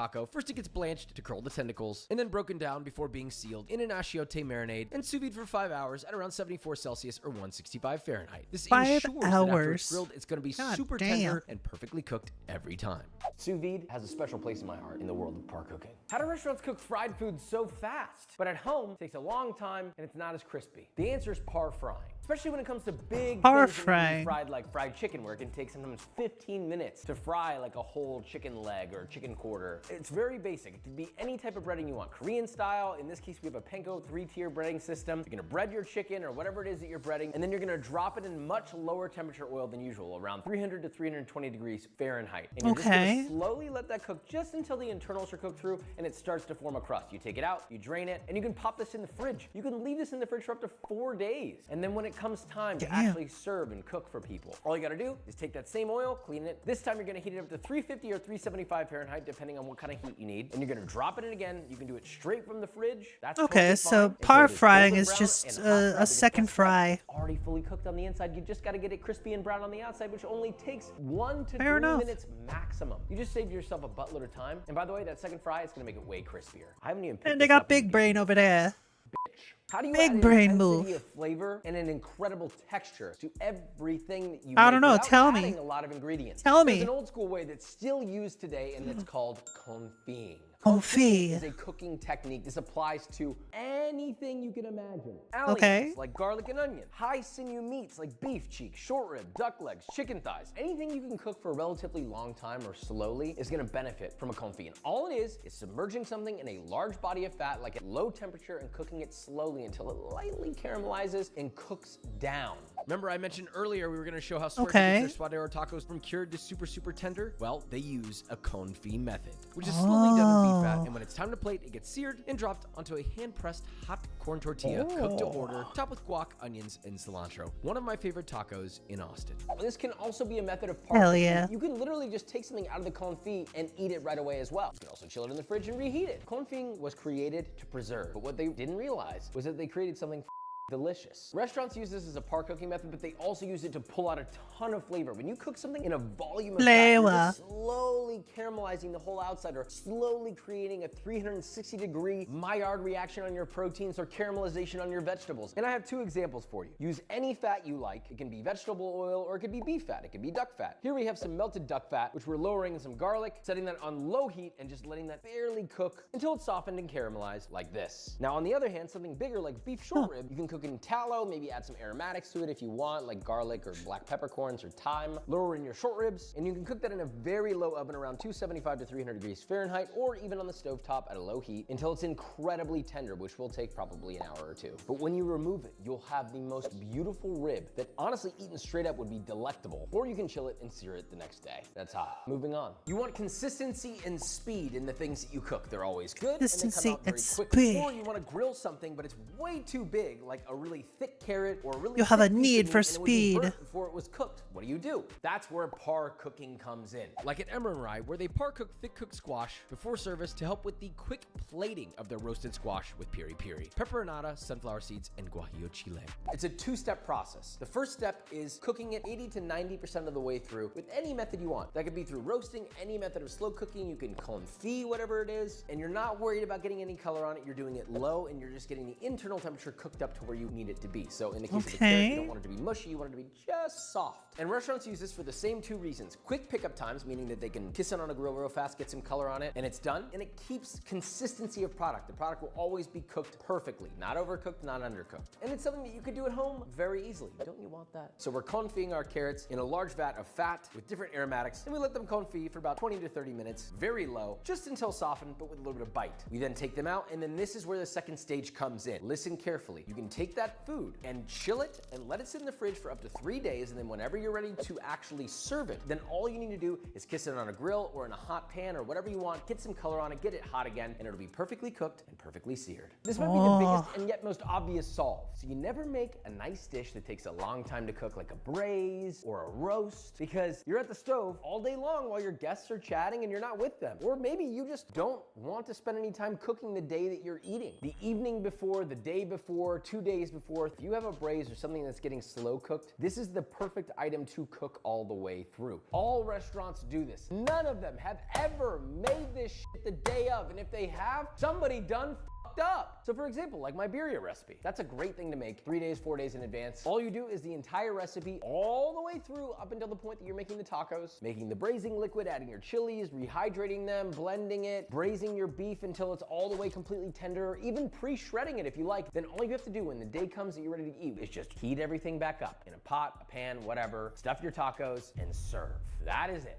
At Ramen Del Barrio, they'll tell you the same thing about the mole broth for their Sukumen dipping ramen, which has so many steps and ingredients, you really would have probably the worst day of your life if you made this for service, to be honest. And at Emmer and Rye, you know they're par cooking their huge Berkshire pork bellies in pork fat for a quick pickup during service. 90% of your time will really just be spent cleaning. The best part about that is all you really have to clean is a couple cooking utensils, a pot, and maybe a pan, because all the other utensils you use were used the day of cooking. The benefit is the day that you cook this, which needs to be a day or two before, you have the opportunity to dial all the flavors in. So everything can be cooked perfectly, the beef can be perfectly braised. If it needs a little longer, you can spend that time and no one's gonna be waiting the day that you need to eat, including yourself. But it doesn't end here. These are just some of the highlights that I love. There are many, many, many more out there. And if you wanna see more of them, comment and let us know. But more specifically, subscribe. Goodbye, I love you. Bye bye. Oh, they got some real good looking foods. Oh my lord. Oh my lord. Oh. Very good, very good. Epic potatoes. Epic in What's what up? way? Today I'm gonna show you guys the 5 best tasting potato dishes you can possibly make at home. Each recipe in this video outlines a specific technique or two that I learned working in restaurants, so you know everything here is well tested and actually delivers delicious results. Oh, and stick around for the last dish because it's something that I think a lot of home cooks have tried and failed to get right, but the technique that I'm gonna show you actually makes the entire process pretty bulletproof. First up is a dish called potato pave. Think potato gratin, I've heard of but this. no cheese and much crispier. To make it, I'll start with 3 pounds of Yukon Gold potatoes, then I'll just peel them. I like to do that onto some parchment or a plate so that the cleanup is a lot easier. And once I've got balled potatoes, That's I'll entirely grab my fair. mandolin and slice these things thinly. If you ever had trouble with a mandolin before, notice how I'm holding the potato. My dominant hand is scrunched up into a claw, and my thumb, which is by far the most at-risk finger here, is tucked up behind the potato so that it doesn't get caught up on the blade. Yo, what up, Raps? How you Don't push the potato doing? into the blade,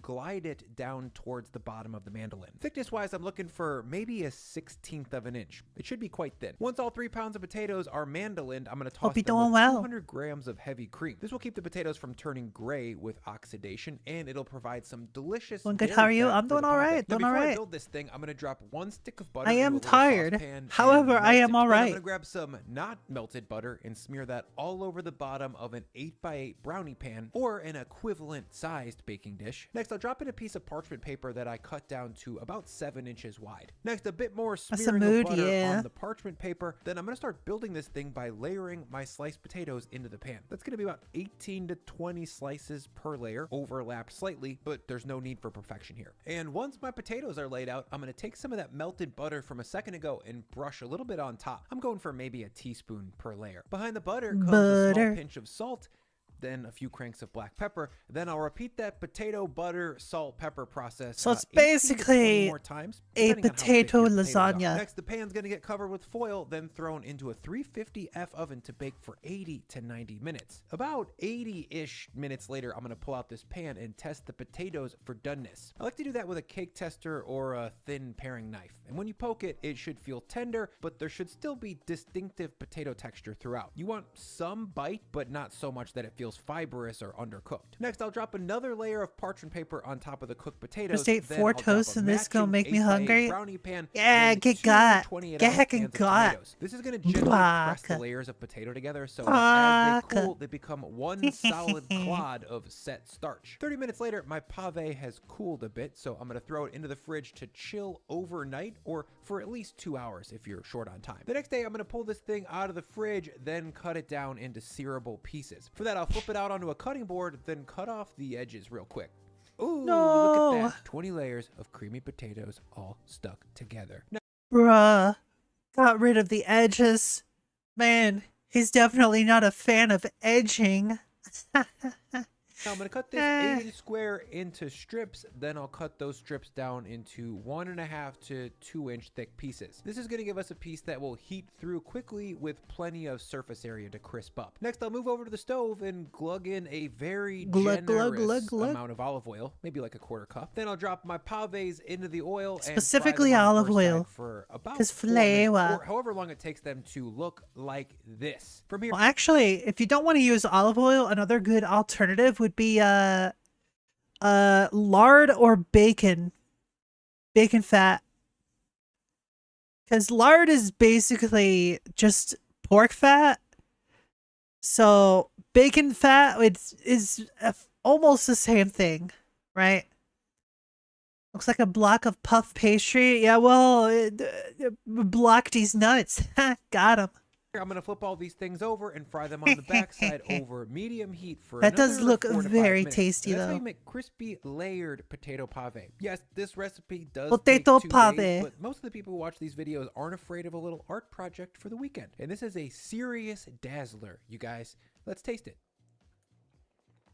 You can taste every single layer of potato. They're all Hell equally yeah. tender, but they all have just a tiny little bit of bite. Normally you would serve this with a delicious steak and maybe like a demi-glace, but I'm a sinful little bad boy, so I'm gonna serve mine with a lot of ketchup. Yeah. Wow. Truly, this is an insanely Ketchup. good way to eat potatoes. How dare Great you. for dinner, or even better for a fancy day off. I don't have any breakfast. problem Throw with some ketchup. crispy pave next to some over I use eggs ketchup. and snuggle up to a hot cup of coffee from the sponsor of this video. Oh, Trade there's Coffee. Trade is sponsor. America's #1 specialty Let's skip the coffee brand when you sponsor. subscribe. Up next is ultra creamy, ultra smooth French restaurant style potato puree. Personally, I'm not a huge fan of like the creamy, smooth potato, mashed potato. I prefer my mash to be a little bit lumpy. That way, it feels more, how do I put it? Potatoey. I can't really describe it very well. It doesn't taste. It doesn't. It's a texture thing, okay? It's like when the potatoes are really smooth and creamy, when the mash is smooth and creamy, it reminds me of like instant mash, right? And it's just not great. It's not great. But when it's got like a little bit of lumpage still going on there, it's like sort of a mix between like a baked potato and a mash, right? It's not fully mash. It's still got like little chunks of baked potato in there. And it's just nice. It's just really nice. To make them, I'll drop 5 pounds of peeled russet potatoes into about 6 quarts of water, turn the burner up to high, and bring everything to a boil. Once it's ripping, I'm going to drop the heat to medium-low and gently simmer these potatoes for 20 to 30 minutes. 25 Gently minutes simmer later, those when I pull one of potatoes. these out and drop in my cake tester, it feels You gotta be completely gentle. tender all the way through. That's important because potatoes I like that are mixing even in shredded cheese slightly into my mashed undercooked potatoes. are gonna Hell end up yeah. mega gluey once we A puree nice them. Once I get these cheesy things laid out mash. onto a sheet tray, I'm going to throw them into a 350 Absolutely. oven to dry out for about 10 to 15 minutes. This is a restaurant move that allows me to evaporate any extra water that the potatoes soaked up during cooking. It prevents thin, loose potato puree and allows me to replace some of that water with something more flavorful, like melted butter. 15 minutes later, when I pull these out, you can see that the potatoes are not roasty looking, but they are much drier than Yeah, they you were can before. see the Next, I'm going to starch. slide these potatoes into the pot that I cooked them in. Then I'll add in 250 grams or 2 sticks of butter, then 10 2 grams of salt. sticks Next, of I'll use a butter. masher Holy or a shit. ground beef smusher I mean, to for that crush the amount potatoes of into a mash, paste that along makes with the butter. sense. Once that's all mixed The together, fuck? I'll add in 175 to about 225 grams It of heavy is cream on and mix that in. 720, Now but is where what we the- turn these mashed potatoes. Why did this? What is my internet okay? I don't have dropped frames. Why did it suddenly become like pixelated? Just make sure it's 720. In any case, Twitch, you're about to get hit by an ad. It's every 30 minutes. Every 30 minutes, there's a minute and a half of ads. So, I apologize, but it's just how it is. At least you're getting a warning beforehand. That way you have time to like mute and stuff. And there it is. Well, there it is. Space Jam DVD. Space Jam DVD. What? I didn't say anything. I would never say anything. I don't even know words. What are words? What even is anything? Chat. What is a necromancer's favorite exercise? deadlifts. Ha ha ha. That's right. Look, I just think that necromancers, they get a bad rep. I mean, they're just trying to raise a family. Hey, what's a skeleton's favorite snack? Spare ribs. Yeah. Yeah, what? Oh, Spooky month is my favorite month. Like, Halloween time is like the best. Like, I don't care what you say. It is the best. It's the best around. Yay. Spooky month, best month. If you disagree, you're wrong. Sorry to say, but that's just how it is. I don't make the rules. It's just fact. So anyways, that is how the cookie crumbled. Yep. Oh, hey, welcome back. Welcome back, Twitch. Welcome back. Anyways, let's continue the video. Continue the video.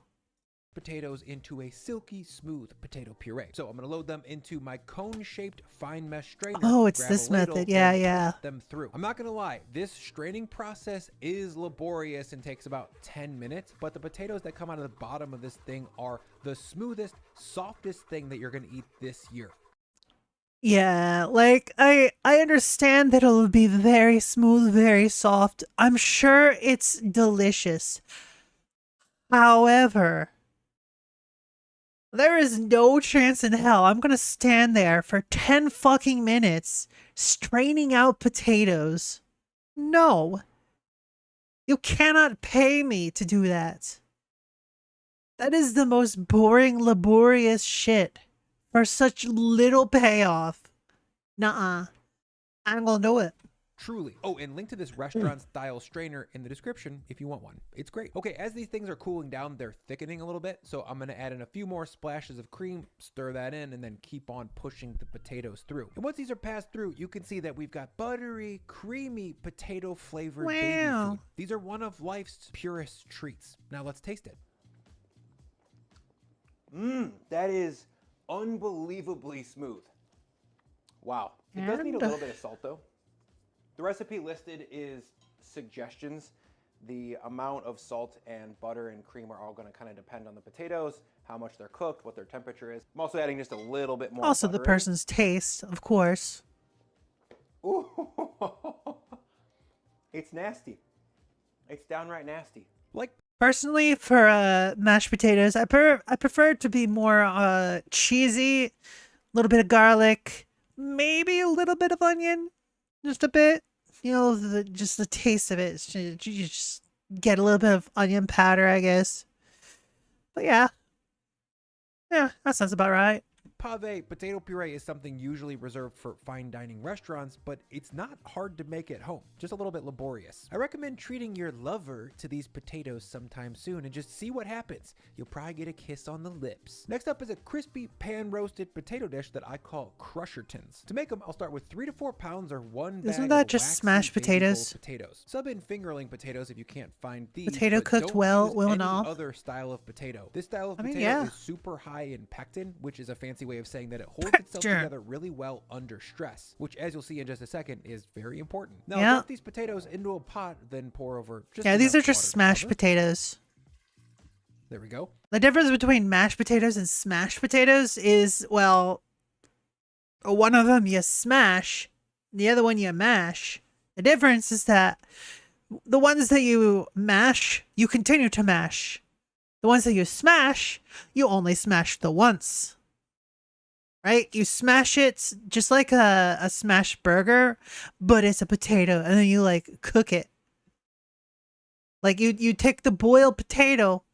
Next in goes a lot of salt, smash like 3-4 and like finger saute grapes it. at least. Don't be shy. Then a Or few whatever. sprig of thyme, 1 sprig of rosemary, then 4 to 5 garlic cloves. Next, I'll move this pot over to the Oh, stove. gonna have and some ooh, nice yeah, I'm gonna add flavor. in some lemon peel here as well. This is gonna bring the citrusy aroma of lemon without its acidity. Next, I'll bring this up to a boil, then turn the heat down to low and slowly cook these baby potatoes for about 25 minutes. Don't hard boil these because that's gonna make them soggy and mushy and very hard to crisp later on. After 25 minutes, I'm gonna snatch a few of these out of the water and test them with my cake tester. Just like for the pave, these should allow the tester to pass through with little resistance, but there should also be texture. Err on the side of slightly less cooked here than overcooked. Next, I'll drop these potatoes on a plate, then throw them in the fridge for about 30 to 60 minutes to set the starch in the potato and to get them nice and cold. From here, once they're cold, I'm gonna take the palm of my hand and lovingly, tenderly crush this potato into a point. Now it's nice and flat and has a ton of extra surface area, making it perfect for crisping. Over at the stove, I'm gonna drizzle in a lot of olive oil, maybe about a 1/4 cup's worth. Then I'll add in all of my crushed potatoes. Don't worry about crowding this pan too much. These potatoes are gonna shrink a lot when we fry them, and we're gonna be tossing them around, so everything in this pan is gonna get to touch Let's the hack and hotness go. eventually. And after about 5 minutes over medium-high heat, I'm gonna flip over one of these potatoes. Oh my and lord, yeah, look it's at that looking crisp. thick as hell. So from here, I'm gonna give the pan Oh. a shimmy to flip the potatoes over. Then I'll fry for about 2 minutes on the stovetop and then throw into a Beautiful. 450-degree oven to roast for about 10 to 15 minutes. Roasting them dries them out a little bit and helps set up the crispiness that we just got on the stovetop. And about 15 minutes later, when I pull these out, you can see they look very unique. This dish is a beautiful combo of fried and roasted potatoes. And it's Beautiful. another restaurant technique that I don't Beautiful. think many home cooks know about. Up next is patatas bravas, which is a potato dish that's ubiquitous in Spain. This, just by going by like how it looks like it's just got like sauteed roasted potatoes that's been crisped up, either like a tomato sauce and mayo, or maybe it's like sriracha and aioli. I don't know. Let's find out.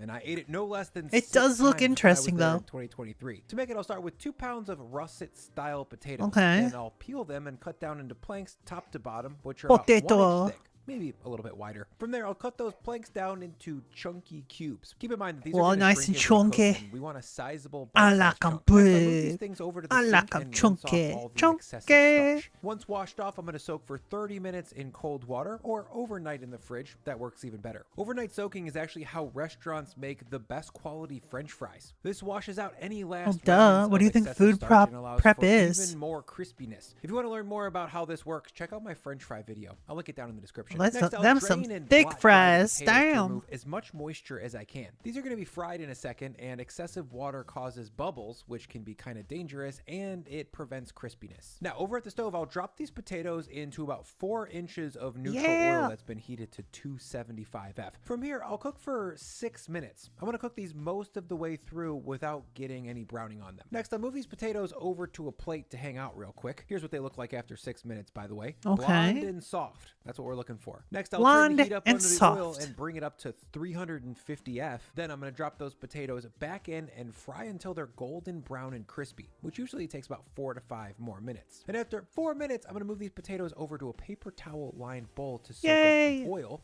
Then I'll give them a quick toss to blot them off, then a strong pinch of salt to season them up, and then one more toss Salt. to bring it all together. Now I'll move these fried potatoes over to a share bowl and top with a generous squiggle of Brava sauce. What's that? Brava It's basically sauce. a smoky sweet ketchup that's served with this dish. To Oh, make it, I'll it's a squiggle ketchup. decent amount of olive Okay, oil into a that's medium fair. heat saucepan, then 25 grams of diced onions, 10 grams of minced garlic, and 5 grams of salt. I'll sizzle that gently smoky until the onion and garlic are ketchup. translucent. Then I'll add in 75 grams of tomato paste and fry that for about 1 minute or until it's rusty red and glazing up the bottom of the pot. Next, I'll add in 225 grams of water, 5 grams of cornstarch, 12 grams of paprika, 1 gram of cayenne, 30 grams of red wine vinegar, and 15 grams of honey. I'll bring the whole thing up to a simmer and cook it for 3 to 5 minutes. To finish, the cooked sauce goes into a blender and then I'll spin it for 2 minutes to totally break down the onions and the garlic. And that's Brava sauce. This is super close to the stuff that I ate at tapas bars in Spain, and it's a real treat. If you don't want to make it, mix a little hot sauce into ketchup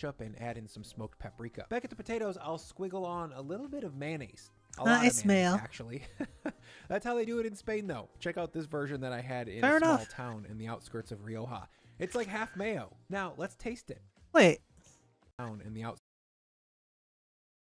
So it looks like it's a combination of the Brava sauce and ketchup and mayo. Huh. Okay. Skirts of Fair enough. Woah. It's like half mayo. Now let's taste it. I would definitely try it out though. It's basically square French fries covered with mayonnaise and smoky, spicy ketchup. I mean, I basically have the same thing like on French fries anyways. Like I regularly kick up my my sauces, right? Like I'll want like a thicker hot sauce, but like you don't really easily get a thick hot sauce. So my solution is either add ketchup or add mayo, right? Ketchup if I want it to be a little more sweet, more tomatoey, or mayo if I want it to be more creamy, right? Hey, what's up, Alexander von Chesterstein? How you doing? How you doing? Baka. Anyways.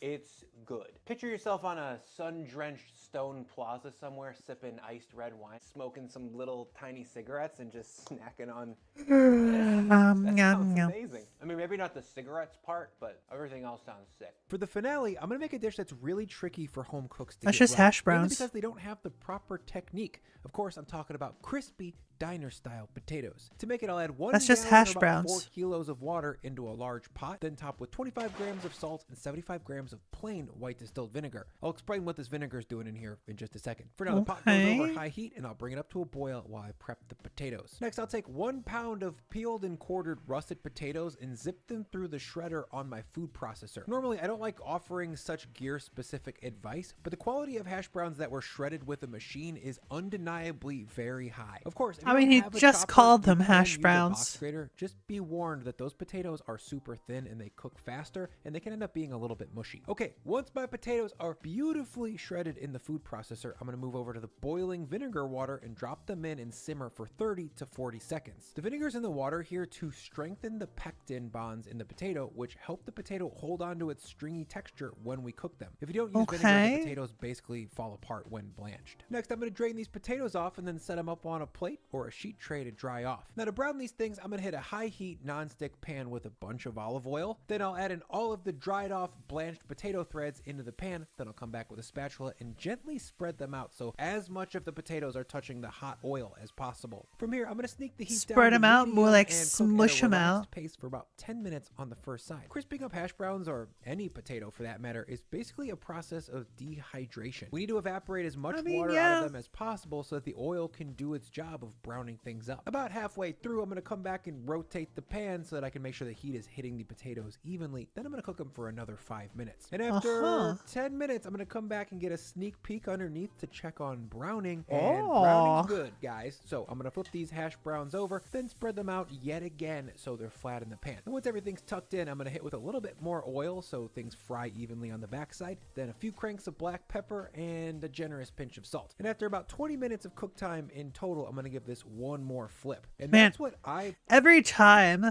every single time I learn of like the cook time for hash browns, it's like, damn, why you gotta take so long? Why you gotta take so long? I mean, don't get me wrong, hash browns are absolutely delicious. I fucking love hash browns. They are so good. However, holy crap, they take so long. That's why, like, every time that I get hash browns, I can't, like, make them fresh. it just takes too long. I can't. I don't have enough attention span or functionality for that. So I'll get, like, the pre-made, like, square hash browns that are just, like, the McDonald's type, you know? The little rectangles, which are also very tasty. I'll just get those. I can literally have those by themselves. I don't need to salt them. I don't need any sauce. They are perfect as they are. It is insane how good they are. Oh, man. Anyways. personally would call properly cooked hash browns, but if you're a depraved lunatic and you want yours basically charred to a crisp, add another tablespoon of oil and sizzle over medium heat for another 10 minutes. Nom nom nom. There's no less than nom, 10 nom. different textures of potato happening in this dish at the same time. You've got soft, steamy potatoes in the middle, then you've got this crunchy, extremely brittle potato on the outside with tons of golden brown flavor as well. Then throughout the middle, you've got all these variations of soft and crunchy going on. It's so good. Nom nom nom. If you want another video full of different techniques for a simple ingredient, check out this video where I show you 3 distinctive ways to make rice taste Very delicious. poggers. Now let's eat this thing. Very poggers. That's right, I said it. That's right, I used the word poggers. I'm cringe like that. Yeah, what's up? Captain Cringe over here. Being a heckin' goober. Goober. Goober.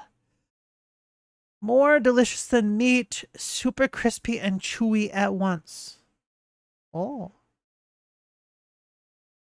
We'll watch this one, then this. All right. I totally just realized that I've been forgetting to save the URLs. I haven't been linking them. Ah, shit. That's what I get for streaming while tired. Well, too late now. Cooking Haru! Mushroom cutlet. What is this, shiitake? I don't know what kind of mushroom they are. Oh, these are... I think it just said it. Oh, I don't know. I do like mushrooms, though.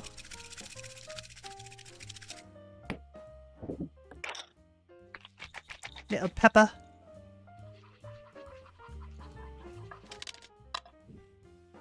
Egg mixture. Those quail eggs or something? 2 cute eggs.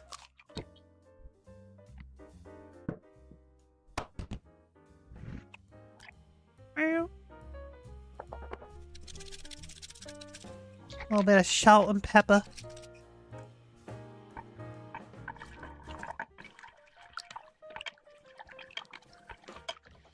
Okay.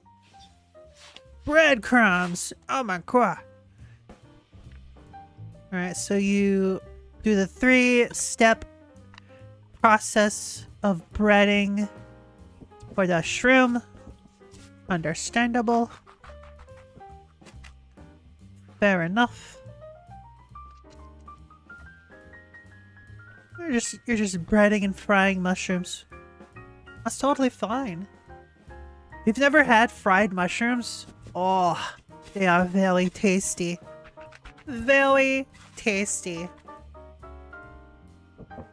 Oh, those are king oyster mushrooms. Okay. I had a feeling that's what they were.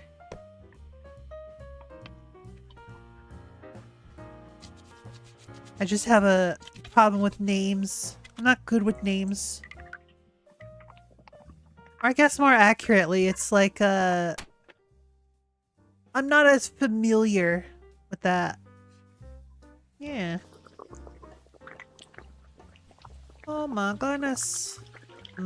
I feel like he's crowding the pan a little bit, but I don't know. Seems to be working well.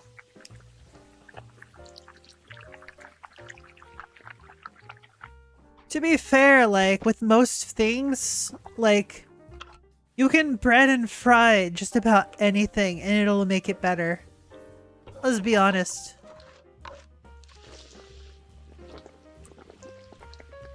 Potatoes, breaded and fried. Delicious. Mushrooms, breaded and fried. Delicious. Onions, breaded and fried. Delicious. Eggplant, breaded and fried. Delicious. Mushrooms are so good.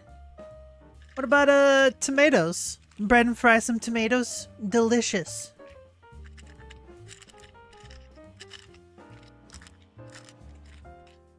if you bread and fry pretty much any type of meat, it'll make it more tasty. Do it with beef, delicious. Do it with pork, delicious. Do it with chicken. We have an entire industry behind fried chicken, delicious. Like, do you get the point? You bread it, you fry it, it will be delicious. Fried zucchini, delicious. Fried pickles, delicious.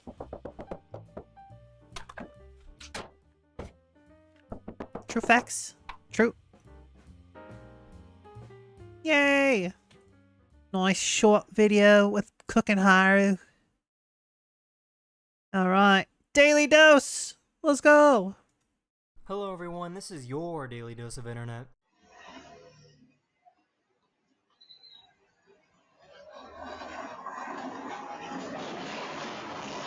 What the heck?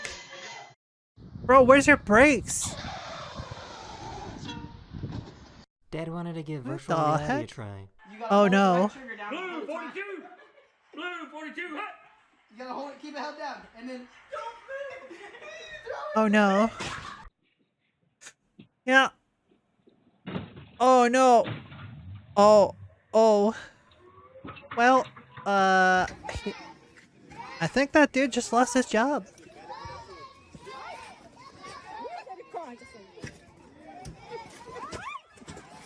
Bro, are you drunk? I think he might have been drunk. Look at those waves. I think this guy might owe this pigeon some money.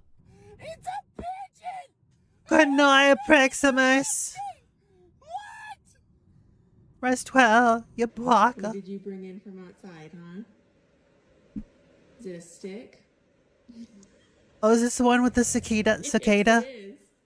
So I can speak Oh. in 3 voices at the same time. Hello. How are you? They told the waitress to take away their dad's food That's while he totally was not eating. weird.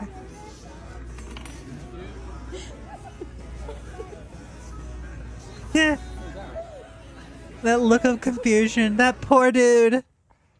That is a cruel prank. Holy crap. This is a title is not just any title, it's your title. It's true. That's true. That is what my title is. Yeah, titles get harder and harder every time. How you doing, fan?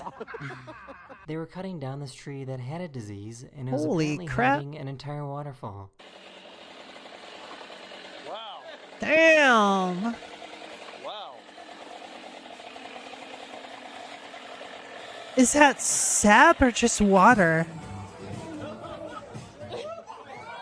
How's it even possible to train a bird to do this? Yo! That's so cool. That's a talented little birdo. Yo! Holy crap. This guy didn't see the wet cement that was in the road. No!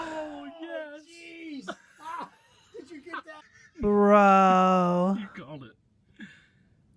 He's What a dum-dum. I didn't think that guy would do that. But How am I doing? I'm doing alright. Doing alright. Oh no! Well, that is the domino effect. Yeah, he done fucked up. Doing good. Got a 1 month work suspension. Yo, what the heck? What did you do? What did you do, my dude? Actually, don't tell us what you did because that might be incriminating. You know what? Just it's fine. It's fine. This Everything's probably wasn't fine. the best place to be on a super Hope you windy enjoy day. your a month-long break. Bro, what the heck? That's gotta suck. Alright, what do you think's gonna happen here? What do you think's gonna happen here? My guess is that this thing that she's like swinging around on, I think that it's gonna break. I think that's gonna break, she's gonna fall down. That's my guess. What do you think, chat? I think it's gonna break. Oh, I was wrong. It was the chair that broke. Is he gonna break another one? Yeah, there it goes. She was trying to open up her can of biscuits.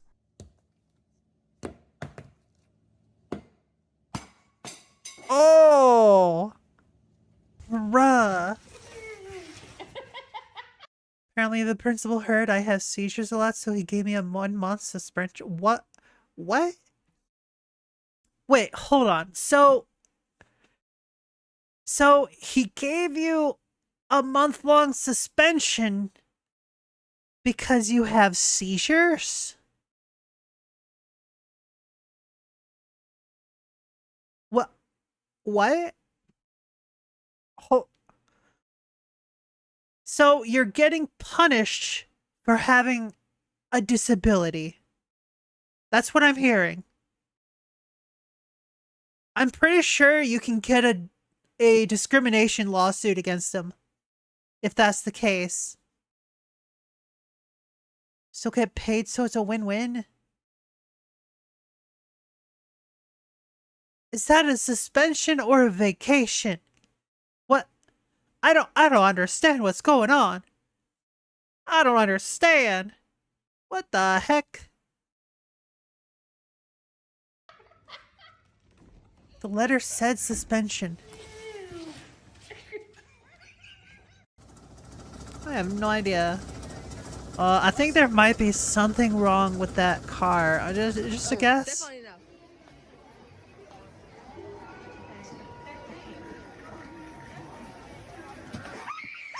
I found a video of a really scary turkey. That car was wilding, yeah.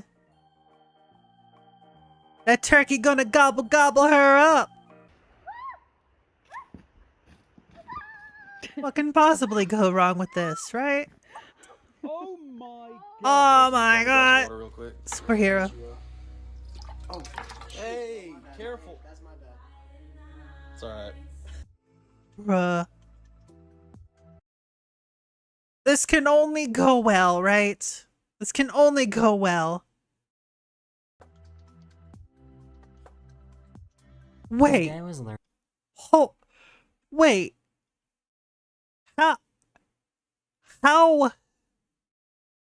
How the what?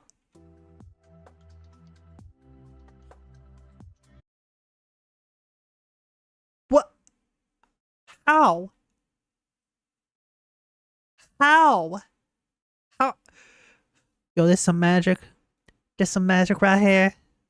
There's some magic. What the heck? This guy was learning how to be a hibachi chef. You better relax, bro. I got a whole bottle. You do? Oh. What is Oh! Bro, what She the pretended to collapse to Holy see crap. how her geese would react.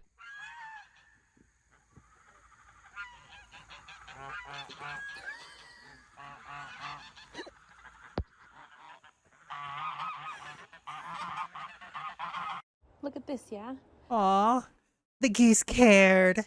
They're like, hey, is she okay? That was cute. Perfect lap to sit or lay on,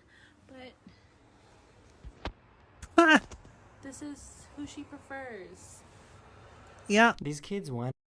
Alright, we're gonna take a moment. Because Twitch was about to have another ad. Oh my god, every half hour, y'all gotta watch an ad. You know what? I'm gonna take a little break. I'm gonna take a break. Pee break. It's time for a pee break, y'all. Yeah, I'm gonna hold on. I'm gonna put the lo-fi on. Lo-fi music, so you have something to listen to during the break. So I'm a BRB. Ah.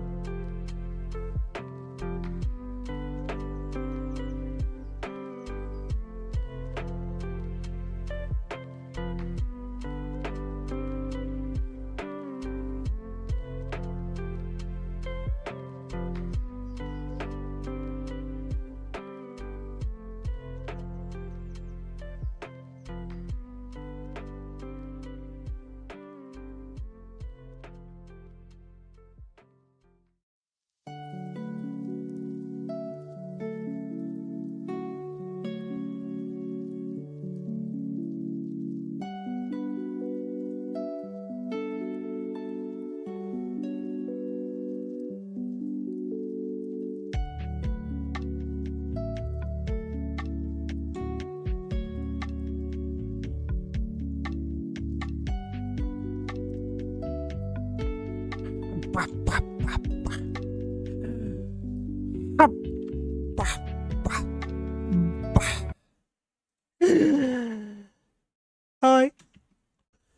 I have a Todd.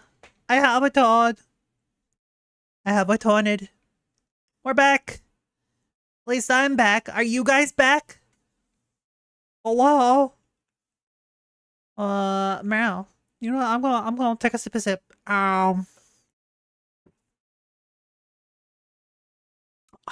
Delicious.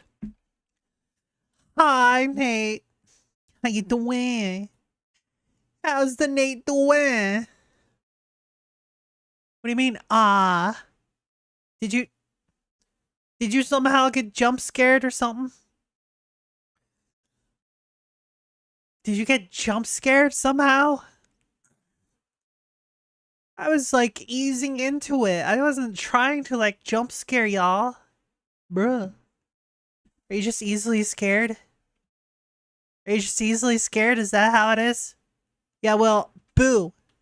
Anyways, boo, anyways, boo, excuse me.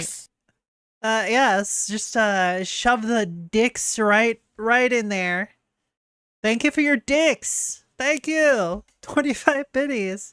Any food videos? We've already watched like three food videos. You just weren't here for it. Wow. Wow, fan. I see how it is. I see how it is. Bruh, every time that we watch food vids, you're not here. And then every time that we're not watching food vids, there you are. Wow. Yo, need not think of it, biddy. I'm too busy, or well, I figured as much. I'm just trying to make you feel bad. Nah, you're fine. You're fine. Let's just finish up this daily dose of vidya. Wanted to surprise Grandma at the airport by wearing costumes, but Grandma had the same idea. Yo!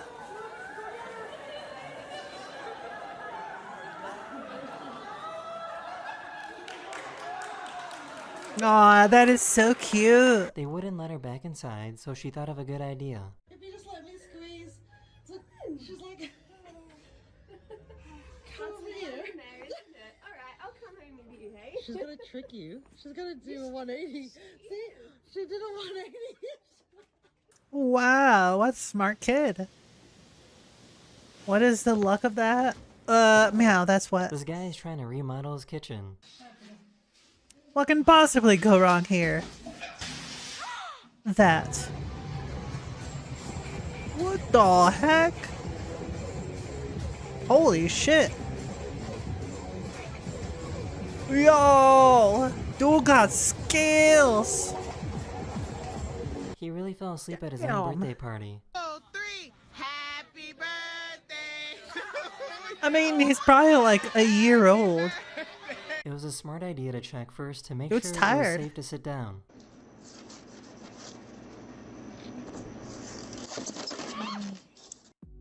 Bro, it was just styrofoam. Doggy, no! They thought making portraits well. of each other would be a good idea. What do I have long? You ready? Yeah.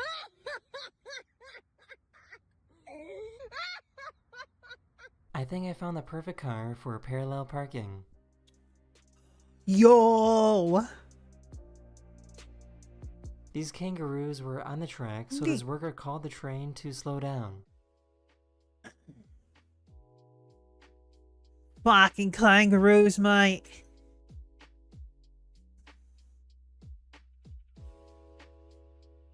This poor horse is going through some hard times. Haunts. Oh, That's a fucking mood right there. That is a mood. A bit too soon there, my dude. Oh. This giant meteor was spotted flying over the Philippines a few days ago. Meteor! Nice. It's just a little weird at the crotch.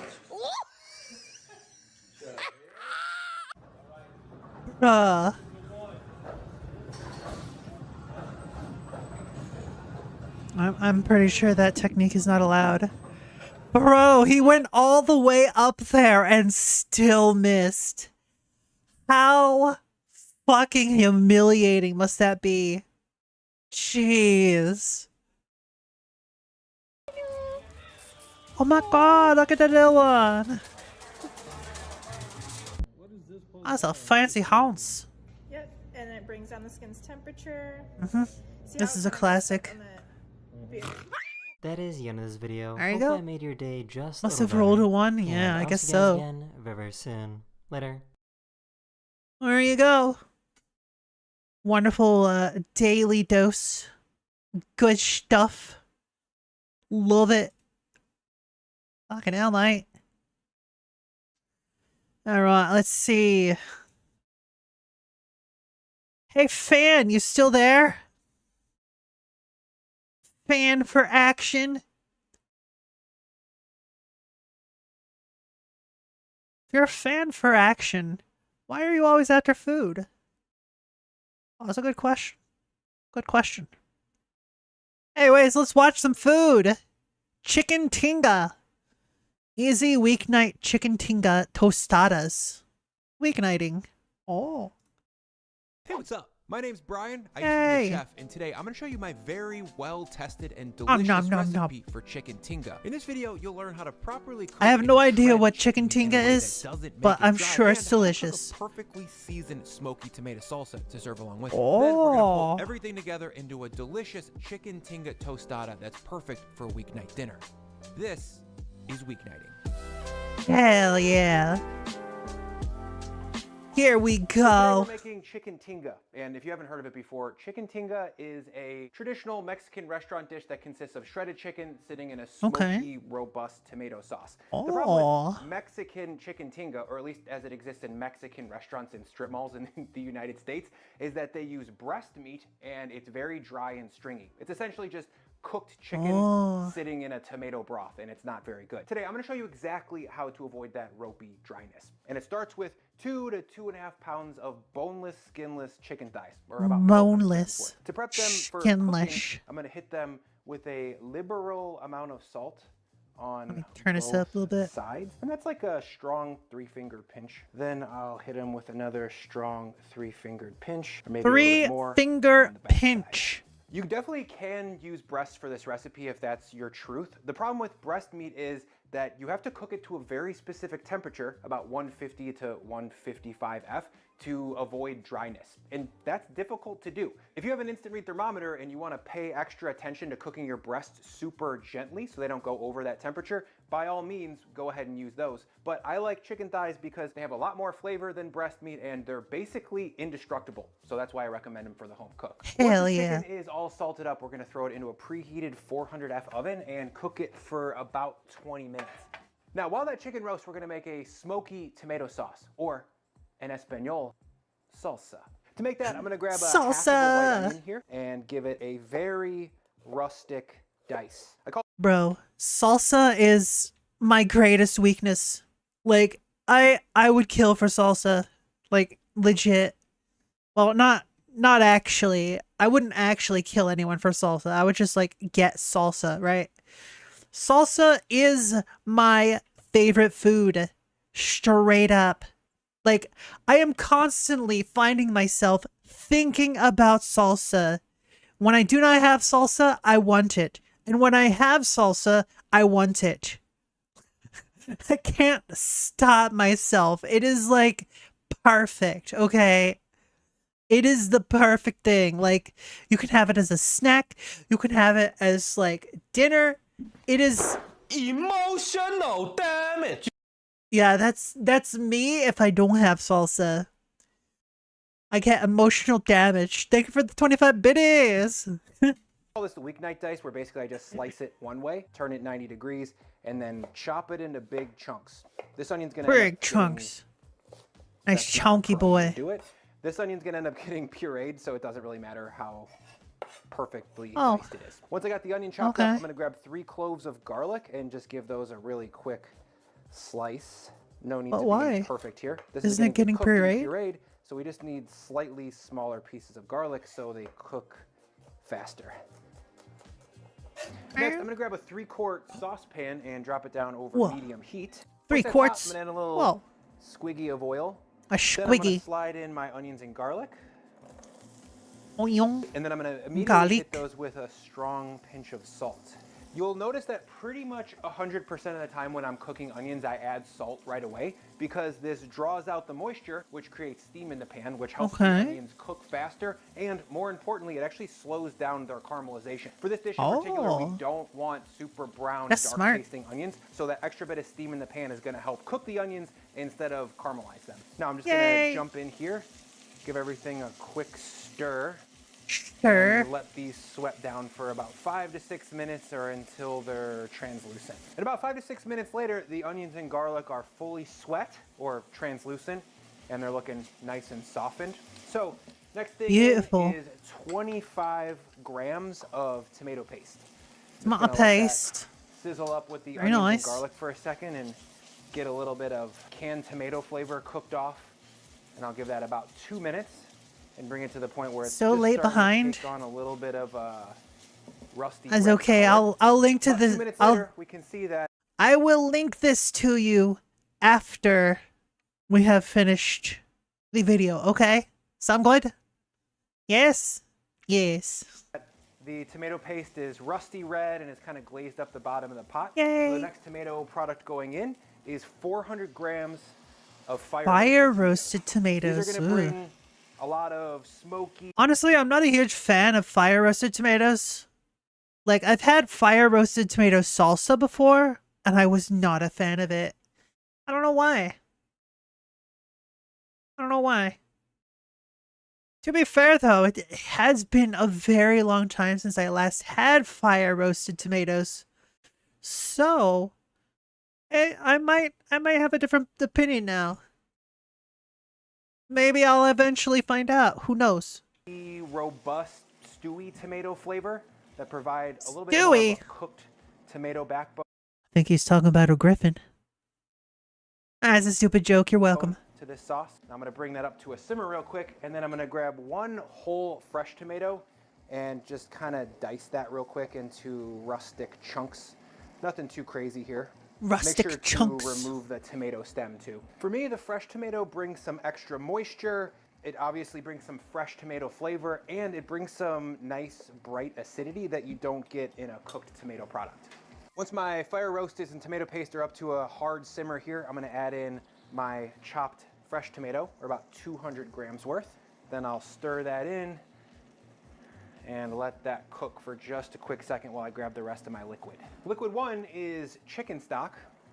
In terms of the fresh tomato, personally, I prefer to go with a Roma tomato. They tend to have less liquid in them, so they tend to make a better salsa, right? Especially a fresh salsa. Though I guess to be fair, like, this isn't really like a fresh salsa type. It's more like a stew. It's more like a stew than a salsa, right? Yeah. 100 grams of that goes in. Then to make it taste even more chickeny, I'm going to grab one of my Better than favorite ingredients of all bouillon. time. Better than bouillon chicken flavor. That's good Specifically stuff. Roasted chicken. I'm going to add in about 10 grams of that. By the way, You can just use a bouillon cube. It's not going to be as good though. BTB is not sponsoring this video. This is just a product that I happen to really like and use all the time. If you can't find it at your local grocery store, any regular chicken bouillon would totally work fine. Just be careful on the salt level. Next in, I'm going to add in 2 chipotle chilies in adobo with their sauce to bring some smoky, roasty flavor, and then about 1 gram of dried oregano. Now, The chipotle adobo in sauce, I think that's basically just 1 can. Because they come in these tiny cans. It's like they also have the same size can for sliced olives as well as green chilies. Like in these small cans. It's like a half can, maybe. I think it's about a half can in terms of like size. Anyways. Not Mexican oregano. That stuff is very medicinal and delicious, but not really appropriate for this dish, in my opinion. Once everything's in, I'm just gonna jump in and stir it until it's all combined. Then I'm gonna reduce the heat to medium-low and cook for about 15 minutes until everything is nice and softened. Real quick, while that cooks, I'm gonna take a quick second to thank the people over at Made In. Well, there's the sponsor. Saucier for sponsoring this video. What am I doing? As a professional chef, over 100,000 5-star reviews backing me up. Again, the link is in the description. Sauce is cooking. Time to check back on the chicken. At this point, it's been about 20 minutes, and 20 these minutes. things are looking nice and roasty. Ayo. As you can see, we got some nice color around the edges. All the flabby chicken fat has kind of rendered out, and they're cooked all the way through. Now at this point, this chicken is way too hot for us to shred apart with our tender little fingers. So in the meantime, we're gonna check back on our sauce and finish that up. At this point, the onions are super soft. The fresh tomatoes have cooked down into kind of a mushy texture. So they're super tender as well. And all of the tomato products have coalesced into a unified tomato thing.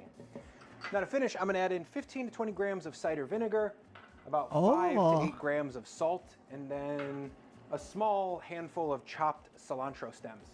I'm reserving the cilantro tops to put on top of the final dish.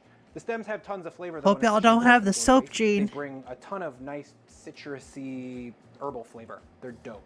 Next, I'm gonna grab a... If anyone is confused, the soap gene is basically where if you have cilantro and it tastes like soap to you.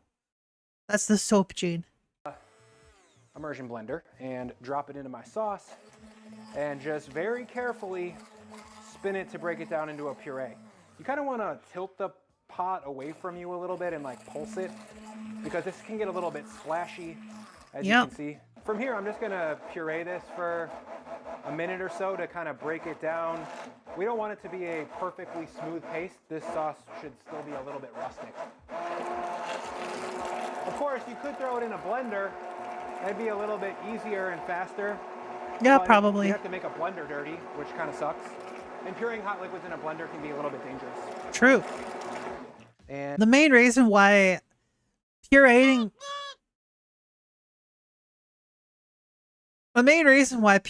in a blender or a food processor while it's hot is dangerous is because when you put it in a closed container like that, it tends to like you know how like air expands when it gets hot? That shit will just like blow up. So you gotta be very careful. Otherwise, you might have a very big mess on your hands. And your walls. And your ceiling. And your floor. Etc. So it's probably best to use an immersion blender, yeah. Yeah. Speaking from experience. What? And that looks really good. It's saucy and just a little bit loose, but not watery. That's what we're really trying to avoid. Anytime I make a sauce though, before I call it done, I'm gonna give it a taste for acid and salt. And that is really, really flavorful. You got this bright tomato acidity. The cilantro stems are beautiful. And there's just a little bit of sweetness. Salt-wise, I do think I'm gonna bump it up just a little bit more. Hey. Because this sauce is gonna be sitting on top of the chicken and we need it to be just a little bit more seasoned than if we were eating it as a standalone salsa. By the way, this is a fresh spoon for anybody who's out there is gonna comment being like, hey man, same spoon, yuck. It's different. Ooh, yeah. Man, that tastes so good. I'm gonna let that hang for just a quick second. Then I'm gonna go back over to my chicken here and start shredding it up. To break these down, I'm just gonna grab a thigh and start pulling it apart into little thready bits that are maybe a 1/2 inch wide. If you go too far, the chicken's gonna shred into little fine threads in the sauce, and that's gonna end up being kind of ropey and it's gonna stick to your teeth. And that is pretty No one wants ropey chicken. chicken. Here is when it comes to cooking your chicken thighs, don't cook them too much. I know chicken thighs are pretty indestructible and you can cook them forever and they won't dry out. That's true. But if you cook them too far, you're gonna convert all of the collagen inside of the meat into gelatin. And when you go to stir fully rendered 100% melted chicken thigh into a sauce, it just completely falls apart. And then you're left with a very mushy eating experience. We still want the meat in this sauce to have a little bit of bite. So for me, I like to cook them until they're cooked through and no longer flabby, but not fully melted and totally shreddable. By the way, this whole shredding process is definitely the most time-consuming part of this whole dish. Cooking the chicken takes like 15 minutes. The sauce maybe takes 15 minutes. And the shredding could take up to 15 minutes if you're doing it by yourself. So Yeah, this shredding is pretty subpar. I don't even see a guitar. Like, what are you doing, my dude? So if you have some people around who have clean hands and want to eat chicken tinga sooner than later, have them jump in and help you out. You get the once I've joke. got all 8 of my chicken thighs shredded down, I'm just gonna move this over to my pureed sauce, and then I'm gonna fold it in. Don't stir this too much because that can pretty easily over shred the chicken, and like I've been saying, that's not good because the chicken won't have any texture. Also, if you were wondering, you definitely could make a 2x batch of this and freeze half of it. The chicken thighs are super robust, and there's nothing about the sauce that's gonna get weird in the freezer. Okay, once that's all stirred in, it's time to give ourselves a little taste. The chicken has perfect texture. You get a little bit of smokiness from that chipotle chili. You get the bright acidity from the tomato. And then at the very end, you get that onion and garlic flavor that kind of ties the whole thing together. So I'm just gonna let that stay warm in the sauce while I build a tostada. Tostada. First thing down is gonna be some tinga, 5-6 ounces, spread from edge to edge. Next, I'm gonna hit this with some crunchy, fresh little gem or romaine lettuce that I've shredded. This is gonna bring some excellent moisture and texture to the top of this tostada. Then I'm gonna give the whole thing a liberal ziggy of crema. That's just sour cream and a little bit of lime. And then finally on top, we're gonna go just with a little bit more fresh cilantro. All right, fair enough. Sick. You got That some does look crunchy pretty good. tostada, some tender, stewy chicken meat, a little bit of crunchy lettuce, and then some fatty, twangy sour cream right on top. Now let's eat this thing. Beautiful. Bit messy, but Oh my God. beautiful. That is good. That By is the way, good. The knife that I used in this video is I don't care about your knife, my dude. I'm sorry, but like, zoink Scoob. Oh, my bad. Copy. And hide it again. And here's the link. In case you wanna like make it yourself. There you go. There's the link. Not to be confused with the Zelda. All right.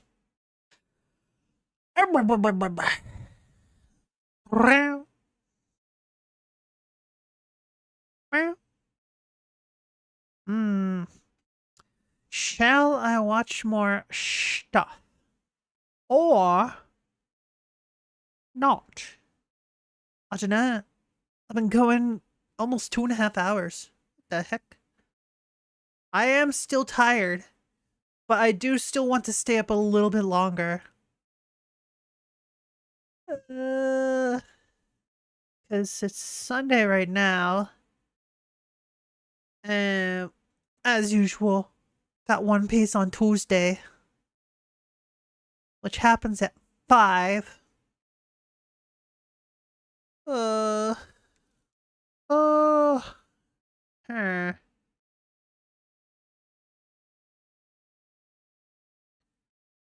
Don't think playing a comfy game would be very conducive to a good environment right now, because I would basically be falling asleep.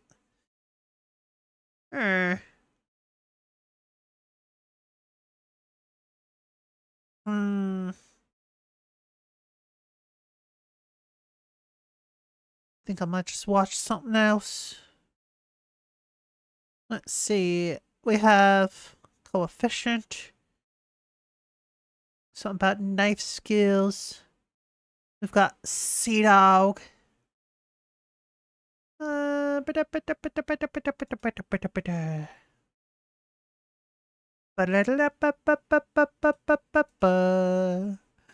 I think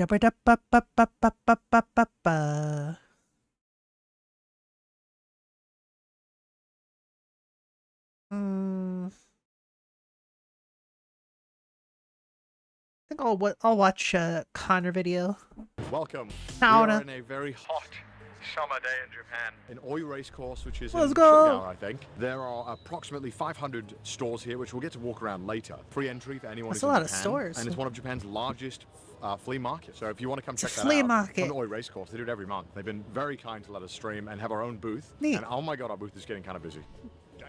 There are 500 stores, and ours Damn. is the weirdest because there's just weird stuff. Let's go have a look at what we're selling. Okay, well, we have a bunch of stuff. We have the fake muscle suit. We have a Roman Oh, armor. it's all of the shit that he bought from like what was it? I don't think it was Wish. Basically, he had these specials where chat had him buy shit with his credit card, and it was just like ordered and delivered to him. So it's a bunch of just weird shit. Set. Yeah, we have a bunch of anime figures. We have gun that works, and we're going to negotiate with everyone who comes. It probably won't be an auction style unless there are multiple people in the same place that want something. Most are going to be bartering. Welcome to the Shidoge Flea Market. We're going to be just selling stuff. We'll go one at a time. If you want to buy something, we'll barter a little bit. Is that a treadmill? Over there. And it's all cash only, no cards. So if you want something, just let me know, and we'll barter for it. It'll be a lot of fun. Everything is for charity, and yeah, that's about it. It's pretty simple. Charity's nuts. Got him. Dude, does anyone else want the big monkey too? Giant monkey. All right, what do you want? Everyone wants the big monkey. Ichima. It's not even worth that. Nande. 15,000. Okay, you gotta go higher. 150 bucks. Anyone want more than Nima? You want more than Nima? All right, you want Nima for it? All right. You get the giant monkey. Congratulations. What the It's gonna be a fuck? quick stream at this rate. What do you want, sir? Jirachi. I'll start with 1.5. What? 1.5k, if that's okay. 1,500 yen. I'll start with that. Okay. No one else want any higher? 1,500 yen. Okay. I reckon you do 3. You think you can do 3? Yep. 30 bucks. Oh, Twitch is about to get hit with an ad. I know that there's like some build up already, but like Zoink Scoob or whatever. Look, okay, I just gotta make sure that y'all don't get cucked by the ads, okay? So we pause. We pause so everyone can watch the same amount, right? That's why we pause. Yeah. Hopefully that's not too annoying for y'all. I'm sorry. Meow. Blah blah. And there's the ad. There it goes. Ugh. Oh my goodness, I am tired. I just want to go to sleep, but I also don't want to go to sleep because I need to like stay up so I can like fix my sleep schedule so I don't like fall asleep during the event for our One Piece watch party. Oh my god. I need to get a refill of my drink. I'm almost out. Almost out of my drink. Almost out. That's not great. That's not great at all. And I blame Nightmare. This is Nightmare's fault. I don't know how or why, but I have chosen Nightmare as the current scapegoat. There's also a good probability that Nightmare can't even hear this. He can't even defend himself. Ah, get hacked. Get hacked. Get hacked and got. Yeah, hack and got. Waka. Oh, hey. Oh, hey, welcome back, Twitch. Welcome back, you blockers. Baka. Anyways, back to shenanigans. Let's go. Alright, okay. Jirachi. Okay, Mr. Charity, you can do 5 then maybe for charity. 5 for charity. You want to do 5? Let's do 5. 5 and I'll give it to you right now. Okay. Alright, okay, deal. Deal. Nabby's great at this. Nabby's the best. Alright, what else do you guys want? Anyone else want anything? Anyone else want anything? What do you want? Darkness. This is the darkness figure. Darkness. I think it costs like 150, 200. I think it's worth at least 150. Or did you pay 150 for it? 15,000 yen? Yeah. Would anyone else want to go higher? If not, we'll do 115. Oh. He's checking his wallet. He's checking his wallet. Oh god, he's got stacks. Do you have room? You can put Bro. I live in a small Japanese apartment. This would look great in any Japanese apartment. I think above the toilet and the genkan, anywhere. Yeah, Niman. Niman? Did you go higher than Niman? Oh, you got it again. I'll do Niman. I'll do Niman for you. Let me put it back in the box. For charity, man, for charity. Bro. I'm getting rid of my stuff. How much for the lantern? The lantern? Ooh, this Lantern. You get attached. Get attached to him. Cute. Yeah, it's nice, right? It's nice, right? Chat, what do you think? Chat, what do you think the lantern? Is that a Pokemon plushie? It is a Pokemon. I showed Chat. Chat, look at the quality. This is from the latest Crane Game video. It's not out yet. Look at it. It's a nice one. What do you reckon, Chat? That is a nice one. Okay, this is not helpful. This is not helpful. Yeah, No. 2K? Come on. 3. 3's fair, right? Yeah. 3K? Yeah. All right, deal. Yeah. Deal. There you go. Sign it. I can sign it. I don't have a really? pen.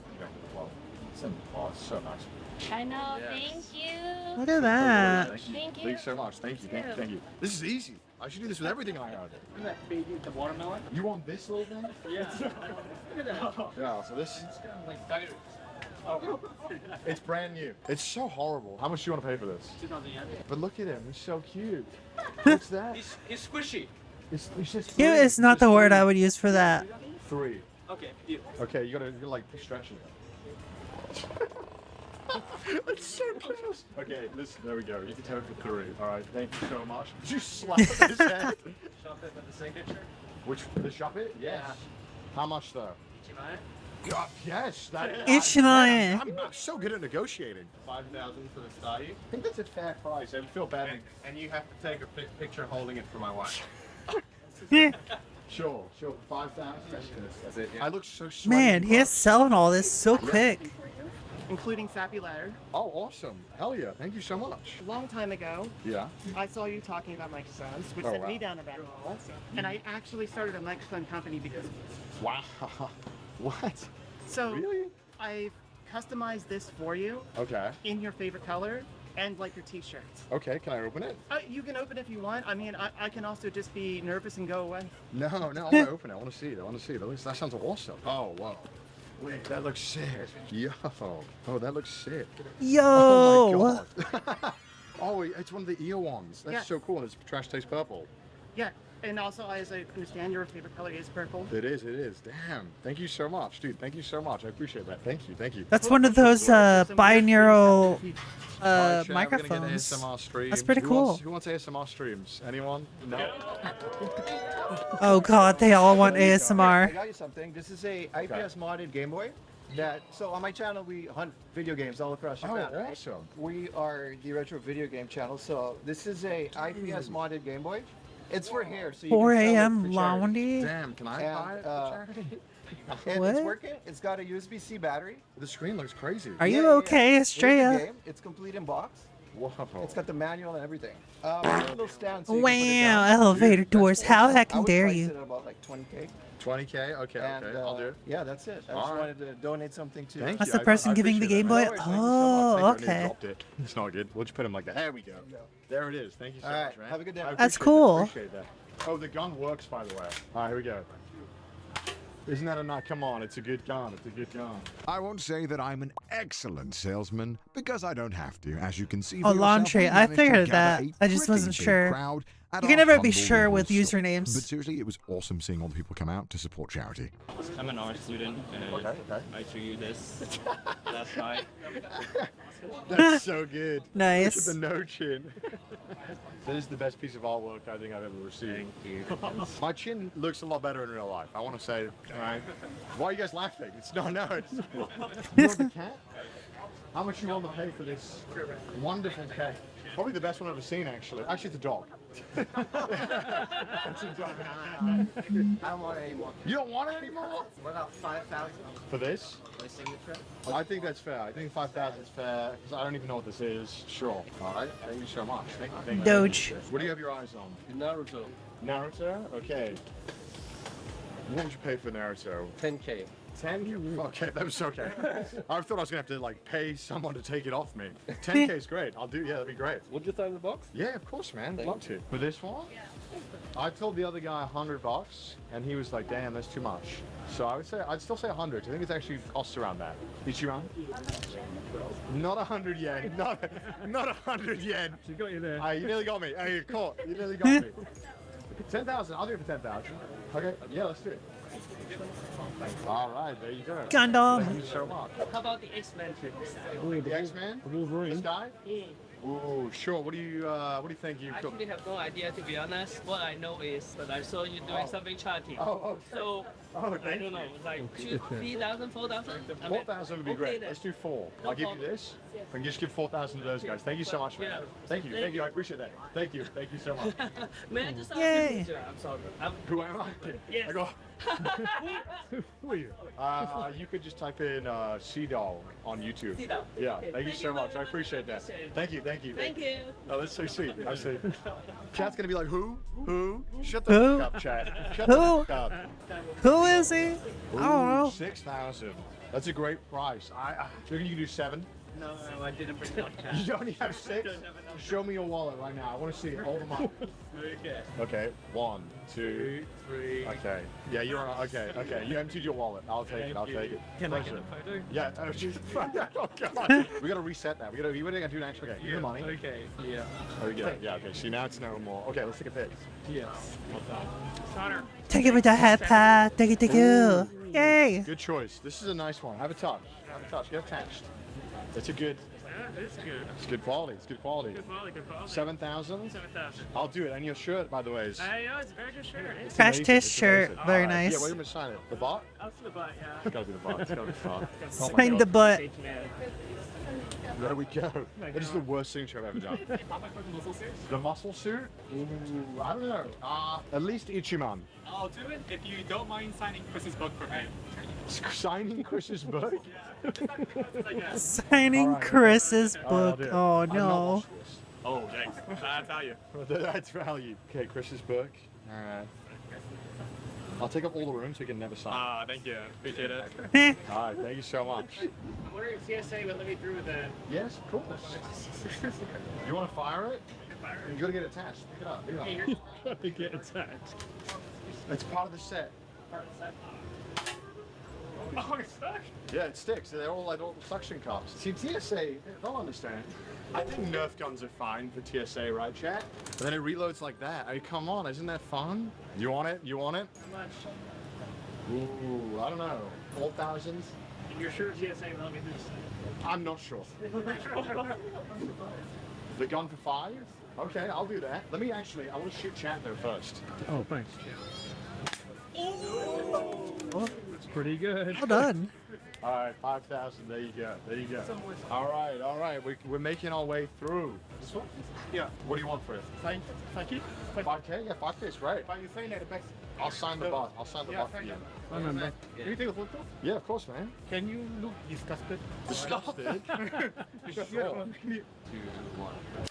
We have 2 items left. Who wants a Roman set of armor? Don't sell the armor. I need to sell the armor, chat. I need to sell it. Someone's coming to buy it. Chatter is on the way. Chatter, how much are you paying for it, Chatter? Are you in chat right now? Sorry, can I just see how heavy this breastplate? Oh, yeah, sure. Alright. It's greasy, careful. Oh, I love a bit of grease on my breastplate, actually. It will look great on you. Oh. There it is. Doesn't it feel right? Yeah. Doesn't it just feel right? 30,000 yen. 30,000? Damn. 30,000. Okay. Give me 1 second. We have a chatter who seems like they're on their way and they Well, I seem don't like... want to bargain for this. I think 30,000 is pretty I thought it good. was first come, first served kind of deal. It is, but look, someone else has expressed interest as well. Now hold on. Let me have a look. Let me see what's going on here. How long did they say it'd be? 35 minutes. 35 minutes. You know what they say? Time is money. It is and I'm money. here now. That is true. You know, Time I is think money. 30,000, I kind of like the sound of that right now. You know, Chatter, you should have been here. Bad, right? He is here. I think 30,000 is a good deal. Everything's sold out? We got one other. All right, see you later. Damn. It was quick. What? To give you an idea of how lost I was, I bought this McDonald's breakfast for you an hour ago. And I brought some for everybody. Damn. So there was like 9 sandwiches in here. Oh, wow. And I was like, I'll be there on time. And then the guy got lost. It took me to like a different race course. There you go. Bruh. Buyer, get your McDonald's breakfast. I bought it for $1, but you can buy it for 10. Signed by C-Dog BA. Okay. No, I'm kidding. You sell my watermelons? You son of a bitch. Ichiman. Really? Ichiman. And 5,000. They're worth more. No, they're not. You know, I left those at his house as a reminder of his failure. That he was not any good at crane games after all. And there's Oh, one no. Suika King. It's me, by the way. You sold them? Yeah. Everything but the treadmill now. That's probably the one thing I need the most. So we only have one item left, I and it's understand. the one that you want to get rid of for free. I'm willing to give this away for free. You're trying to give it away for free? Just anyone who wants it. You want to try it? You should see how good it is. I think I walked all the way here. But yes, I would love to try it. Is there a weight limit? No. Okay, good. Normally I don't do this. Exercise, I mean. But for charity, is it safe? Yes, it's safe. What do I do? Walk on it. Okay. Oh. You know what? I would buy this at a high price. Not only does it feel like I'm losing weight, I also feel like Connor walked on this on a stream once. Is that true? Yeah. Are you trying to make it faster? Yeah, I'm putting it on max. Well, you know, that's good. That's the max speed. Well, oh, wow, okay, that's just, I hold the, oh, I shouldn't. let's go back to the lowest setting. I like that a lot more. Is there Nice. a chatter who wants to buy the treadmill? If you do, I'll give you a kit. Because then, one, we can pack up, and coolest of all, we can go around some of the sellers and have a look what else is being sold in this market. Not all of it is junk, like I've sold. I think there's a lot of really cool stuff. Even from my booth alone, I'm seeing a lot of cool stuff. You said 20 minutes? Okay, 20 minutes, and we'll sell the treadmill. Would you like a treadmill, sir? 100 yen. Nothing, none more. 100 yen? Yeah. I'll sell you for 100 yen. Do you want the treadmill? Do you actually want the treadmill? No. How are you gonna move? I don't know. How are you gonna move? Okay, so I give it to you for 100 yen. Where are you taking it? I'll find a way. Probably. You know what? I'd say, I reckon get that shit out of here. 100 yen, you want it? Good luck. I'll do it for 100 yen. All right, hold on. Let's get a. We've got 100 yen. Do I hear 101 yen? No. Going once. I've got a phone call. Just checking. Going twice. This is gonna be a nightmare for you.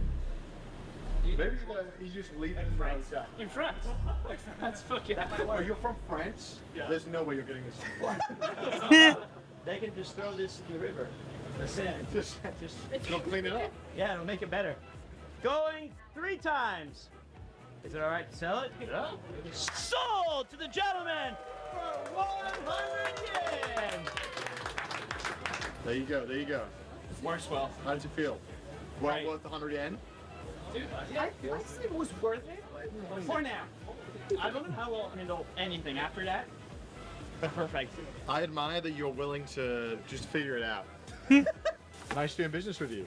Nice doing business with you. What was your name? Vincent. Vincent? I'm so sorry, Vincent. I'm so sorry. This guy's gonna regret this so much in an hour. This towel. Anyone want a towel? Sweaty towel. How much for your vesties? Not my shoe. I need these. I only have one pair. Trade shirts. Trade shirt? Go ahead, sweat. No, I like this shirt. I don't like the city of. What is it? LA. I don't want the city of LA shirt. All right, we're sold out, so we're gonna pack up. Thank you guys for showing up. Next time I do this, I will bring more stuff. I am sorry. If you guys want, we can do a big group photo together. We can do like a photo with me and Pete and all of you guys. I just got here. Yeah. Well, just for these guys. Now another hard day's work done. Bye, guys. Cheese. And with that, we've sold every Yay. last item, and it was lovely seeing everybody who came out to show their support, and honestly, they got some pretty good deals. It was really cool. We'll go around the venue a bit, chat, check out some of the foods. There's some really cool foods. There is? There's some like, different cuisines from all over the world. Now, before heading out to see what other people at the flea market have to offer, we took a much-needed break and then headed straight out to explore and find some genuine Imagine needing mind-blowing breaks. stuff. Who Props does to you that? For selling all the items to charity, though. Well, it was kind of tough because I had a lot of items, but if just enough people just didn't show up, it would have been very awkward. But I obviously, can't believe it. I got here at 10:45. yeah, people showed up fast, and it was sold out. All that was left was a treadmill and then we sold it for $1. That guy's just outside. I think he's figuring out what to do. You can see him there. The guy in the red behind Nebby. Yeah. He's just holding the treadmill. The French are resourceful. They've had several liberations and whatever. They can figure out. What an awesome event, though. I'm just glad I got some of it. Well, we'll go around I think the flea market would be cool. I saw some really cool. There's a guy right next to us selling like shop signs. Oh, really? Yeah, like you can see them out the window. He's selling like signs from like old shop signs. Oh, whoa, damn. Show them. Yeah, we'll show them after. While Pete's still needing some time to cool off, I headed out first to check out some of the food trucks. But don't worry, because Pete will join us later. I'll see you guys in a minute. No, it's all right, Pete. We'll get you a walking cane. I'll buy you one. I'll buy a stroller. Yeah, if you see a stroller for sale, I'll buy you one. Let's go and have a look at the food. Let's go and have a look. Ice cone. Ice cones. More ice cones. Okay. Ice cream and ice cones. Taco rice. Basically just all the fillings of a taco, just on a rice instead of a tortilla. Fair enough. Gumbo. They're literally selling gumbo. But this food looks really good. All right, so we have a look around some of the store. Yeah. See if there's anything kind of cool. Let's just have a walk around. Dude, the camera section is cool. So I'll just be here if you need me. Yeah. Is there a camera you got your eye on, Paul? Look, there's more stuff over here too. There's old watches, really old big lenses, the old camcorders. They're so cool. Oh.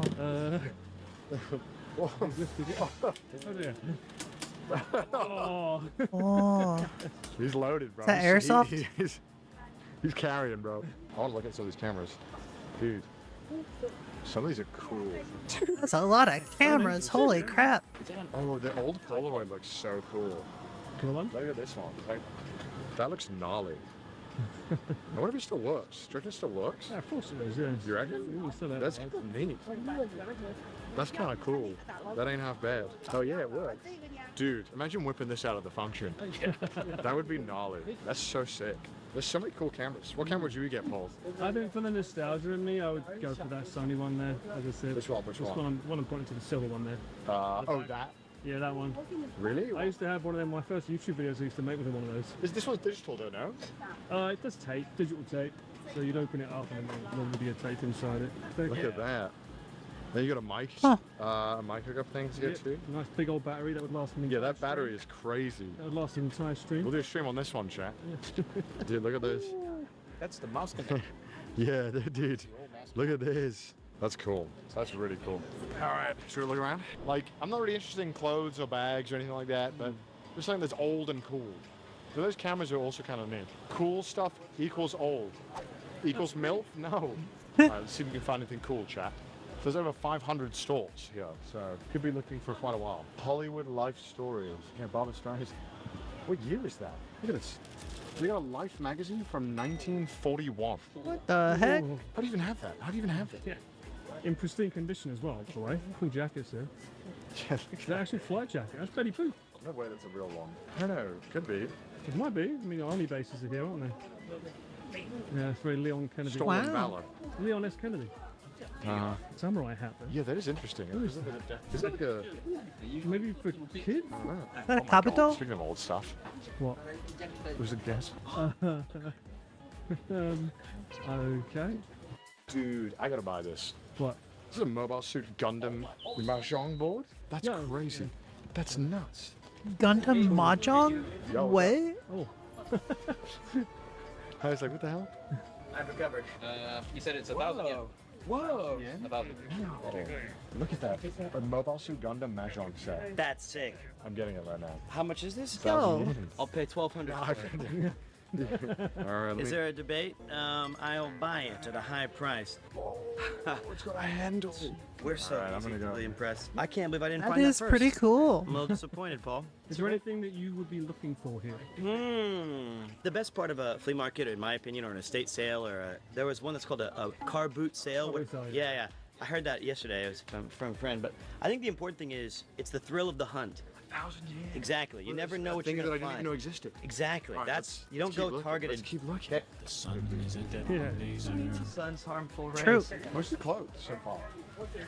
Yeah, I guess that is the one thing that we can get rid of. Watches. Airsoft gun. Whoa. Watch straps. Yeah, so you can get you can finally find that one Strap that suits you. the bands. These are nice though. Not bad, not bad. Okay. Interesting arrangement of things. Like this is such a motley crew of stuff. There's another Polaroid. Oh, the old school ones. Yeah. Jeez. It looks like it still works. 600 yen? So many just random I mean, things. if it works, yeah. But how do you load it? Makes sense. It is a flea market. Oh, wow. Yep. I think getting the film might be harder than the actual camera. It's pretty cool though. Yeah, it's very and it's like $4, but I guess I don't know.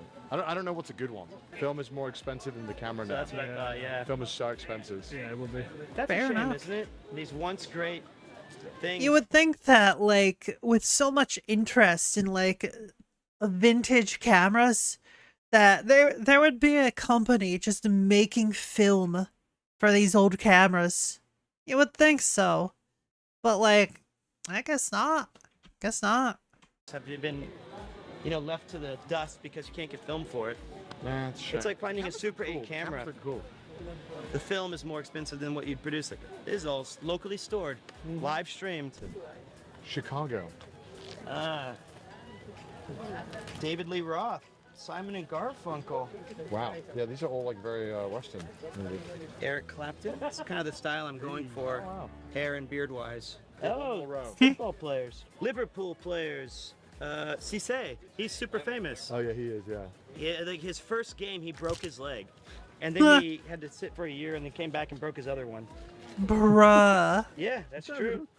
Jamie Vardy. It's like a the curse. Leicester City, which I called Leicester because I didn't know that was the name of the place. These are great. These are great cards. My dad trying to convince me why his junk is valuable. No, man, these are really valuable, dude. Dude, I was in this play when I was 14 years old. It was one of my first plays I ever did. It's by Eric Bogosian. Is it fun? Yeah, it was great. I never expected to ever. I didn't know they made a movie.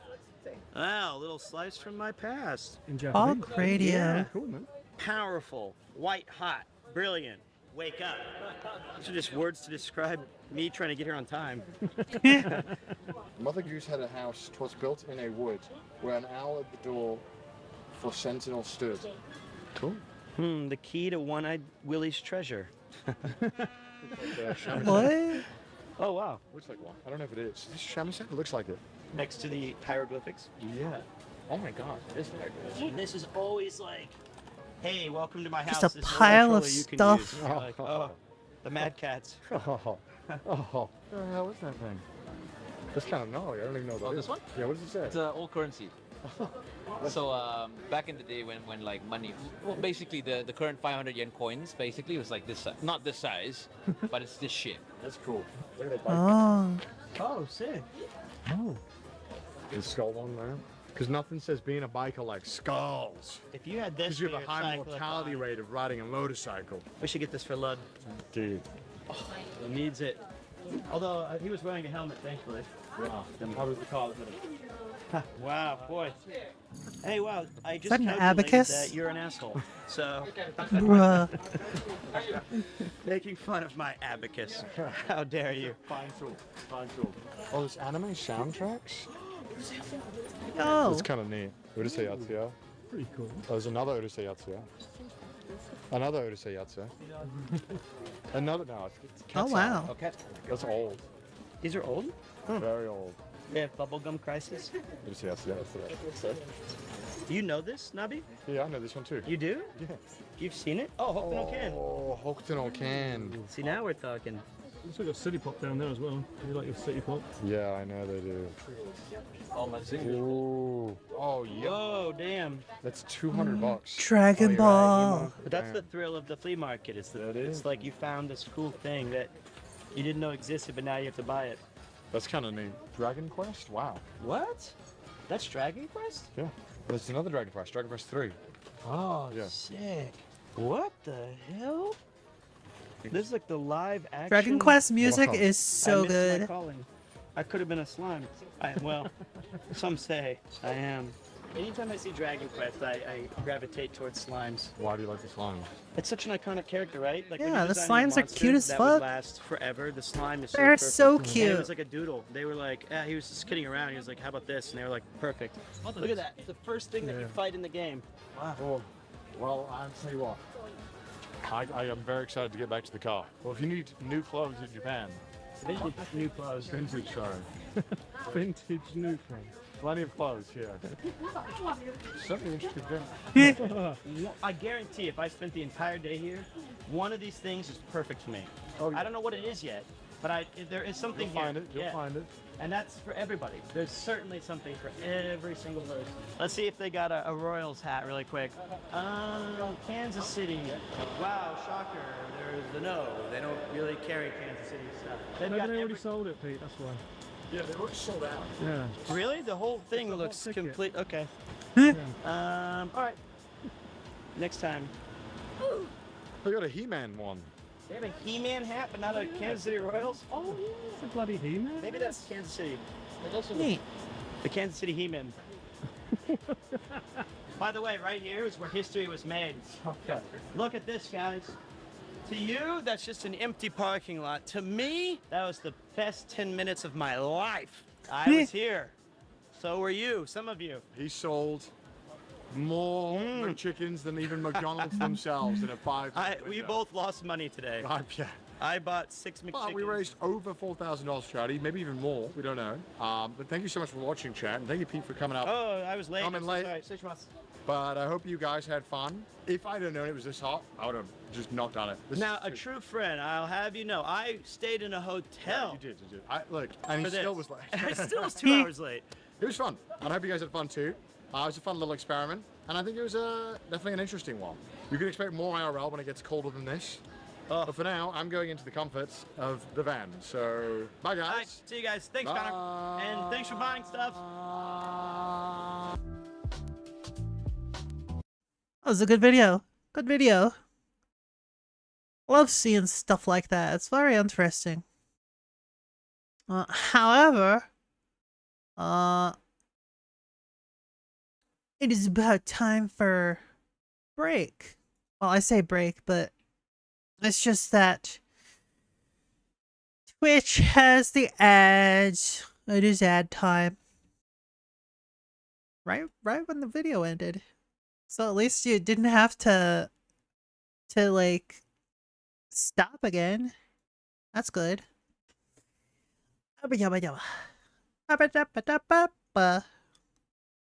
Let's see. Oh my god, I am quickly running out of energy. I am quickly running out of energy. Oh my god. I want to keep going, but I don't know if I have it in me. I don't know, man. I don't know. I'm just so tired. I'm just tired. Baba. Baba. Baba. Baba.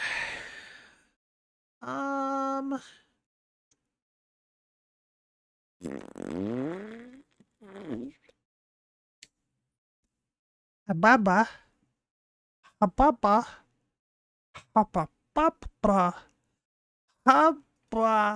Baba. Ba-ba-ba-ba-ba-ba. That's right.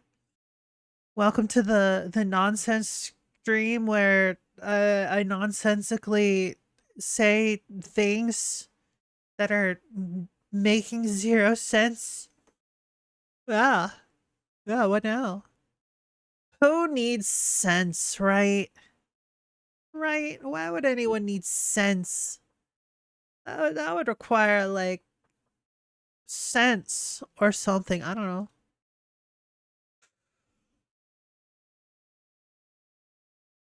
Blah, blah, blah, blah. Oh my goodness. I don't think I have the energy to continue.